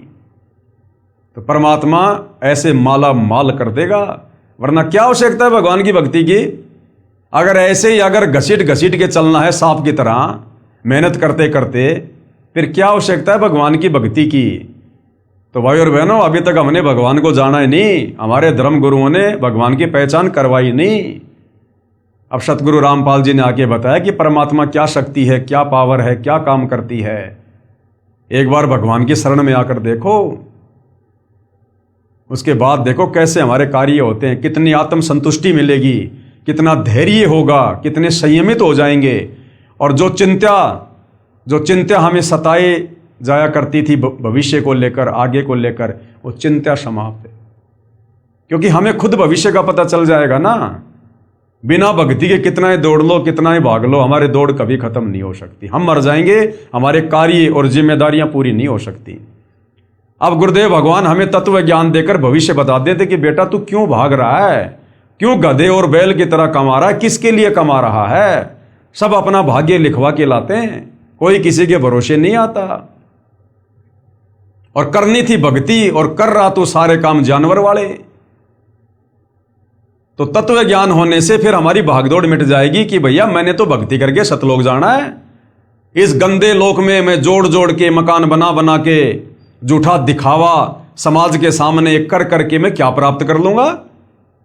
कल को लकवा मार गया, पैरालाइसिस हो गया, वो समाज मेरा क्या साथ दे देगा? एक बार आएंगे, दो बार आएंगे, देख के चले जाएंगे, वो परेशानी तो मुझे उठानी पड़ेगी। तो फिर इंसान की भागदौड़ मिट जाएगी, उसे अपनी मंजिल का पता चल जाएगा कि तेरी मंजिल गधे और बैल कितना कमा कमा के ये मकान बनाने की नहीं है, बड़े बड़े बिजनेस सेट करने की नहीं है। तेरी मंजिल तो इस काल के जाल से बाहर निकलने की है, और वो होगी सतगुरु रामपाल जी से उपदेश लेकर भक्ति करने से। तो हमारी भागदौड़ मिट जाएगी कि सामने तो कुआं है, मैं कहां दौड़ रहा हूं, सामने तो काल का कुआं है, गिरूंगा तो मरूंगा। तो हम माया को संग्रह करने से पीछे हटेंगे, हमारे को संतुष्टि होगी, और फिर देखना जीवन खुशहाल होगा। जब चिंता मिट गई तो सब कुछ मिट गया, और ऊपर से भगवान की भक्ति मिल गई, जिसे जन्म मरण का रोग कटेगा, ना लक 84 में जाएंगे, और ये मनुष्य जन्म आखिरी मनुष्य जन्म, उसके बाद सीधे सतलोक जाएंगे। इससे भी बढ़िया सुंदर लंबा चौड़ा गोरा चिट्टा तेजोमय शरीर मिलेगा। वहां ना सतलोक में कोई काम करना, ना वहां कोई लड़ाई झगड़ा, ना कोई टेंशन, ना कोई भागा दौड़ी, कुछ नहीं। अपने कबीर भगवान के भंडार से सारी सुविधा है, हम तो सोच भी नहीं सकते इस गंदे लोक में। जैसे गुरुदेव कहते हैं, एक तो नमक की बोरी और एक खंड की बोरी, दोनों का रंग एक जैसा, लेकिन नमक का स्वाद अलग है और बूरा का स्वाद अलग है। तो ऐसे ही भाई और बहनों, जैसा ये हमें दिखाई दे रहा है ना, यहाँ पर कितना अच्छा ये धरती, बाग बगीचे, घूमने फिरने की जगह, पहाड़, नदियां, ऐसा ही सतलोक है। ये 21 ब्रह्मांड सतलोक का ही एक टुकड़ा है। लेकिन यहां तो ये 5 तत्व से बने हुए हैं, ये मिट्टी और पत्थर के हैं, वहां पर वो नूर के हैं, हीरे मोती लाल के पहाड़ हैं, वहां पर दूध दही शहद की नदियां बहती हैं, सबके अपने अपने पर्सनल बड़े बड़े महल हैं, सबके महलों के आगे पर्सनल विमान हैं, और जो हमारी इच्छा होगी वो ही तुरंत वहां पर होने लग जाएगा। इच्छा से, हाथ पैर नहीं चलाने वहां पर, बस इच्छा की कि भोजन उसी समय तुरंत जो चाहोगे, जितने प्रकार के पकवान चाहोगे, बस इच्छा करने की जरूरत है, तुरंत सामने टेबल पर लगे हुए मिलेंगे। नूरी भोजन, उस भोजन को करने के बाद कोई पेशाब नहीं, कोई लेटरिन नहीं, कोई डकार नहीं, कोई पेट नहीं फूलना, ना किसी की तोंद आनी, ना कोई कमजोर होना, ना शरीर में कोई रोग है, कुछ नहीं, ना कोई दाढ़ी वाड़ी करनी रोजाना फाजाना, कुछ नहीं वहां पर, ना रोजाना कोई कपड़े बदलने, वहां पर अमर चीर हैं, अमर वस्त्र हैं, ना कपड़ों को धोने की जरूरत है, ना साबुन लाने की जरूरत है, ना माता पिता को अपने बच्चों की चिंता, ना वहां कोई गुमता है, ना वहां किसी सिंह भेड़िए भालू सांप का कोई डर है। तो भाई और बहनों, वहां का तो वर्णन ही करना नामुमकिन है। ये तो हम उतना ही बता सकते हैं जितना गुरुदेव भगवान ने संकेत किया हुआ है, केवल बता सकते हैं, बाकी असली आनंद तो वहां जाकर ही भोगेंगे। लेकिन वहां जाएंगे कैसे? तत्वदर्शी संत की शरण में आकर और उनके बताए अनुसार आजीवन मर्यादा में रहकर भक्ति करके। और ये जो हम देख रहे हैं ना, इस काल का ये नश्वर संसार, इसमें चाहे कितनी सुविधा दिखाई दे रही है हमें वर्तमान में, कितनी भी बड़े बड़े राजपद हैं, बड़ी बड़ी कार हैं, कोठियां हैं, धन है, बड़े बड़े बाग बगीचे हैं, लोगों के पास में हैं, बड़ी बड़ी प्रॉपर्टियां, कुछ भी हैं, हमने जरा भी आस्था नहीं रखनी। दूसरों की तो छोड़ दो, अगर हमारे पास भी भाग्यवश अगर इतना धन है, इतनी सुविधा है, हमने उनमें भी कोई आस्था नहीं रखनी है, क्योंकि गुरुदेव ने हमें हकीकत बता दी किस ब्रह्मांड की। ये खोकापुर है, ये उत्पत्ति और प्रलय में आता है, एक दिन सब नष्ट हो जाएगा, मिट्टी बन जाएगी। ये झूठा दिखावा है, काल ने तुम्हें भ्रमित कर रखा है। और इस तत्व ज्ञान को आधार बनाकर, और जैसी हमारी तड़फ सतलोक में रहते सहते और इस काल के साथ 21 ब्रह्मांड में आने की बनी थी, यानी सतलोक के सुख जिनका वर्णन नहीं किया जा सकता, हमें उस समय जब काल के ऊपर आस्था हुई, हमें सतलोक का एक भी सुख अच्छा नहीं लग रहा था। एक भी सुख, सतलोक की किसी भी वस्तु में हमारी कोई इच्छा नहीं बन रही थी। तब परमात्मा ने हमें काल के साथ यहां भेजा। अब इसी प्रकार सतगुरु रामपाल जी के ज्ञान को सुनकर, सारी सृष्टि रचना को समझकर, सतलोक के सुखों को सुनकर, अब इस काल के लोक में चाहे कितने सुख हों, असल में तो सुख है ही नहीं, ये केवल नाम है सुख का, बाकी धोखा है। फिर भी जो भी कुछ यहां दिखाई दे रहा है, हमने किसी में कोई आस्था नहीं रखनी, कुछ भी प्राप्त करने की हमने कोई मन में इच्छा नहीं धारण करनी, और है तो उसमें कोई आसक्ति नहीं रखनी कि ये मेरा है। हमें बिल्कुल नफरत हो जाए, नफरत, और हमारी सुरती सतलोक में लग जाए कि परमात्मा इसी जन्म में पार करो, मालिक इसी जन्म में। रोना पड़ेगा भाई और बहनों, रोना, तब जाकर ये परमात्मा दया करेगा। आप और हमने रिहर्सल शुरू कर देनी चाहिए, यदि वास्तव में हमारा टारगेट सतलोक जाने का है तो। यदि अभी तक आप जी का टारगेट भक्ति प्राप्त करके और यहां की सुख सुविधा ही प्राप्त करने का है कि भाई मकान बनाऊंगा, गाड़ी लाऊंगा, बच्चे पढ़ाऊंगा, नौकरी लगाऊंगा, तो ये रिहर्सल आप जियो के कोई काम की नहीं है, आप इसको कर भी नहीं पाएंगे, एक दिखावा होगा आपके लिए। और जिन आत्माओं ने वास्तव में इस ज्ञान को अच्छे से समझ लिया और जिनका टारगेट सतलोक है कि परमात्मा इसी जन्म में, अब की बार लग 84 से पार, तो उन आत्माओं ने रिहर्सल कर देनी चाहिए रोजाना अपने गुरुदेव के चरणों में एकांत में बैठकर अपने घर पर दरबार साहिब में, और ये विचार करना चाहिए गहराई से कि मान लीजिए अगर मेरे पूज्य गुरुदेव भगवान विमान लेकर आ जाते हैं और मुझे कहें कि बेटा या बेटी चल बैठ, विमान आ गया, चलो सतलोक, उस समय मुझे कौन कौन सी वो चीजें हैं, कौन कौन सी वो काललोक की नश्वर संपत्ति है जो मुझे विमान की तरफ जाने से रोकेगी, या विमान की तरफ जाते समय रह रहकर मुझे उनकी याद आएगी।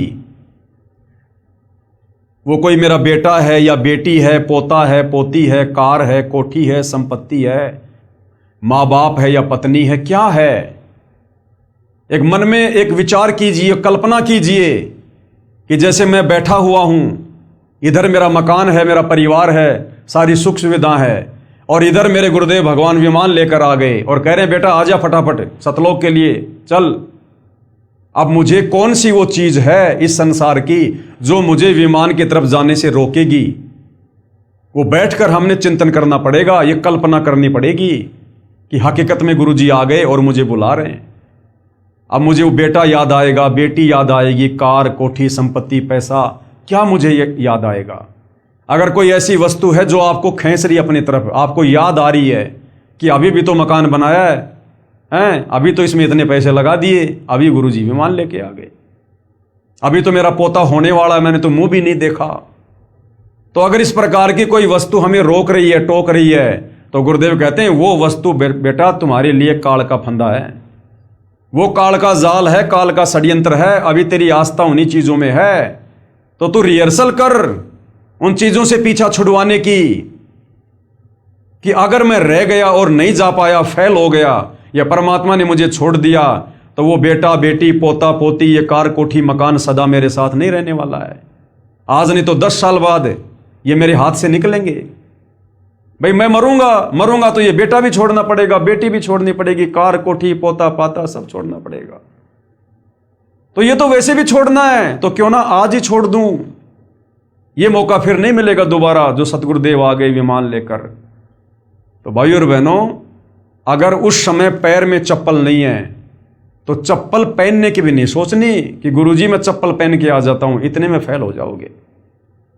अगर ये भी कह दिया ना मैं चप्पल पहन के आ रहा हूं, तो समझो चप्पल में आस्था है। अभी हमने ये भी नहीं सोचना, उस घर की तरफ, उस मकान की तरफ, उस परिवार वालों की तरफ देखना भी नहीं है, सोचना भी नहीं। हमने तुरंत जाके विमान में बैठ जाओ कि परमात्मा ऐसे ऐसे परिवार, ऐसे ऐसे घर बार, ऐसे ऐसे परिवार, ये तो कुछ भी नहीं है।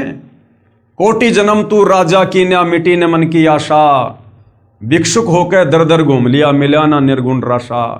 हमने राजा अब्राहिम जैसे मनुष्य जन्म प्राप्त किए हैं, राजा हमने जनक जैसे मनुष्य जन्म प्राप्त किए हैं। अरे आज तो एक ही पत्नी होगी, अब्राहिम के जीवन में तो 16-16 हजार औरतें थी, राजा जनक के 10,000 रानियां थी। फिर बेटे कितने होंगे, पोता पोती कितने होंगे, और राजा के ठाट बाट कितने होंगे। आज मैं एक मकान के लिए मरूंगा, इन पोता पोतियों के लिए जो मिट्टी के पुतले हैं, कल को ये भी मरेंगे, और ऐसे ऐसे पोता पोती, ऐसे ऐसे बीवी, माता पिता, मकान, मैं अरबों खरबों बार मनुष्य जन्म प्राप्त करके यहीं पर पैदा कर करके यहीं पे छोड़ छोड़ के जा चुका हूं। तो इस एक को छोड़ने में मुझे क्या देरी, क्या दिक्कत है, जब मुझे सदा सदा के लिए मुझे ओरिजिनल पोता पोती, बेटा बेटी, कार कोठी सब कुछ मिलेगा, एक नूर का मिलेगा, तत्व का मिलेगा। तो भाई और बहनों, हमने इस काल के जाल को इस प्रकार से चिंतन करके हमने खुद ही काटना पड़ेगा। नहीं तो अंत समय में यदि इस प्रकार की वृत्ति हमारी, क्योंकि भगवान तो इसी प्रकार से आएंगे लेने के लिए, अचानक से आएंगे कि बेटा आज या विमान तैयार है, और किसी को दिखाई नहीं देगा, हमें दिखाई देगा। और यदि उस समय हमारी आस्था किसी में जरा सी भी रह गई, हम तो रह गए, काम बिगड़ गया। भगवान तो अंदर से देखेगा ना, ऊपर से चाहे तुम कैसा भी दिखावा करो, गुरुजी तो अंदर से देखेंगे कि इसके अंदर क्या चल रहा है, किन चीजों में इसका प्यार, प्रेम, मोह, ममता, आसक्ति है। तो भाई और बहनों, हमने आज से ही गुरुदेव के चरणों में बैठकर इस प्रकार की रिहर्सल शुरू कर देनी चाहिए, तब जाकर हम अंत समय में इस परीक्षा में सफल हो पाएंगे। ये रिहर्सल हमने पहले करनी पड़ेगी। अब कोई पहलवान है, उसने इंटरनेशनल लेवल पर कुश्ती करने जाना है, तो सीधा थोड़ी जाता वो, पहले यहाँ उसको रिहर्सल करवाई जाती है, उसकी देह तुड़वाई जाती है, तब जाकर 2, 4, 5, 10 साल बाद में वो उस लेवल पर खेलने के योग्य बनता है। तो गुरुदेव हमारी यहाँ पर देह तुड़वा रहे हैं, इस स्थूल शरीर में हमारी रिहर्सल करवा रहे हैं। अब गुरुदेव ने तो सब कुछ बता दिया, सब कुछ कह दिया, जो देना था वो दे दिया भाई और बहनों। अब गुरुदेव के पास इससे ज्यादा देने के लिए कुछ भी नहीं है। अगर इससे ज्यादा, वैसे तो भंडार है मालिक के पास में, लेकिन दे दिया तो हमारी बुद्धि उसको स्वीकार नहीं कर पाएगी। हमारा 1 GB का मेमोरी कार्ड है और भगवान की अनंत करोड़ GB का ज्ञान है, तो भगवान उतना डालेगा जितना हम ले सकते हैं, जितना हमारी कैपेसिटी है। तो हमारी कैपेसिटी के अनुसार परमात्मा ने हमें सारा भक्ति का कोर्स दे दिया, हर प्रकार से समझा दिया, बता दिया। अब भाई और बहनों, आप और हमने रिहर्सल करनी पड़ेगी यहां से बाहर निकलने की। जबरदस्ती हाथ पकड़ के काल के साथ किए गए एग्रीमेंट के अनुसार गुरुजी नहीं लेके जाएंगे। तो ये विचार आप और हमने करना है भाई और बहनों। तो बहुत बड़ी दया है, बहुत बड़ी रजा है गुरुदेव भगवान की, जो हम उनके आशीर्वाद से इस घोर, इस कलयुग में अध्यात्म को लेकर इतना चिंतन मनन कर पा रहे हैं। आज इस उम्र में और संसार की चक्काचौंध में, भाग दौड़ में, इस वैज्ञानिक युग में हम संसार की नश्वर चीजों को प्राप्त करने के बजाय, उनमें भागा दौड़ और समय बर्बाद करने के बजाय हम परमात्मा की प्राप्ति के लिए संघर्ष कर रहे हैं, हम प्रयत्न कर रहे हैं। तो भाई और बहनों, ये सतगुरुदेव रामपाल जी भगवान के विशेष आशीर्वाद और उनके संरक्षण के बिना नहीं हो सकता। अगर आप इतना सब कुछ सोच रहे हैं, विचार कर रहे हैं, तो समझ लो आपकी जमानत गुरुदेव भगवान ने काल से ले रखी है। और जो काल के अंडर में है, देख लो उनकी क्या दुर्गति हो रही है। दिन रात इधर से उधर भाग रहे हैं, इधर से उधर, भूल गए भक्ति और भगवान को भी। तो भाई और बहनों, विनती कर सकते हैं, प्रार्थना कर सकते हैं। बाकी सोचना, समझना, विचार करना, चिंतन मंथन करना, ये देखो आप और हमने स्वयं ही करना पड़ेगा। हमने हर दिन को ये सोचकर भक्ति मार्ग पर चलना होगा कि आज मेरा इस काल के लोक में अंतिम दिन है, कभी भी गुरुदेव भगवान मुझे लेने आ सकते हैं। अब मुझे क्या करना चाहिए, किस प्रकार से तैयार रहना चाहिए। जिस प्रकार लड़की होती है, जब उसका दूल्हा उसको लेने के लिए आता है शादी करने के लिए, वो लड़की इतनी तैयार रहती है, वो ऊपर से दिखावा करेगी रोने का, धोने का, मायूस रहने का, लेकिन अंदर से उसके लड्डू फूट रहे होते हैं। वो जाते समय माँ बाप, भाई बहन, उस मकान को, उस जमीन को, वो सबको नजरअंदाज कर देती है। उसको केवल अपना पति दिखाई देता है कि मैं अपने पति के साथ जाऊंगी अपने नए घर में। तो उसी प्रकार से भाई और बहनों, आप और हमने भी, हमारा जो पति है, जो परमेश्वर है, हमने उसके साथ जाने के लिए इस प्रकार से अंदर से तैयार होना है। बाहर से तो जब तक जिएंगे तब तक जैसी जिम्मेदारी है सब निभाएंगे, प्यार प्रेम से भी रहेंगे, काम धंधा भी करेंगे जब तक हाथ घोड़े चलेंगे, लेकिन अंदर से उस लड़की की तरह और किसी में कोई आस्था नहीं होनी चाहिए। लोग 1-1 इंच जमीन के टुकड़े के लिए लड़ मरते हैं, और वो लड़की अपने बाप की करोड़ों की संपत्ति को ठोकर मार देती है। एक पल भी नहीं सोचती वो कि मेरा हिस्सा, उसको याद भी नहीं आता। उसको तो जो उसका पति लेने के लिए आ रहा है, शादी करने के लिए, बस वो ही दिखाई दे रहा है। तो इसी प्रकार भाई और बहनों, आप और हमने हमारे पति परमेश्वर सतगुरु रामपाल जी और उनका विमान दिखाई देना चाहिए कि मैंने तो अपने ससुराल जाना है, हालांकि है हमारा वो पीहर, लेकिन यहाँ की तुलना में अब वो हमारा ससुराल हो गया। तो अब हमने सतलोक जाना है हमारे पति परमेश्वर गुरुदेव के साथ में। और यहाँ की ये जमीन जायदाद संपत्ति, माता पिता भाई बंधु, हमने किसी से कोई लेना देना नहीं है। फिर घर में जितने भी उपदेशी हैं, सब ने इसी प्रकार से सोचना है। ये नहीं कि सारे भगत बन गए तो लो जी अब बस सारे साथ चलेंगे। यहाँ ना सारे साथ आए थे, ना सारे साथ जाएंगे। सब अपनी अपनी इस प्रकार से रिहर्सल करो। भक्तों से भी ज्यादा आपस में चिपकने की जरूरत नहीं है, उतना ही संबंध रखो जितना आवश्यक है। बाकी समय ज्यादा ज्यादा भगवान की भक्ति में और भजन में। तो भाई और बहनों, केवल प्रार्थना कर सकते हैं, इससे ज्यादा हमारे हाथ में और कुछ नहीं है। तो भाई और बहनों, पवित्र पुस्तक ज्ञान गंगा के ऊपर जो वीडियो बन रहे हैं, आज इस वीडियो में केवल इतना ही। कल परमेश्वर की सेवा में फिर हाजिर होंगे। तब तक गुरुदेव भगवान हम सबको आज्ञा दे, आशीर्वाद दे, सद्बुद्धि दे, हमारा मार्गदर्शन करे, हमें भ्रमने और भटकने से बचाए। बंदी छोड़ सतगुरु रामपाल जी परमेश्वर जी की जय हो।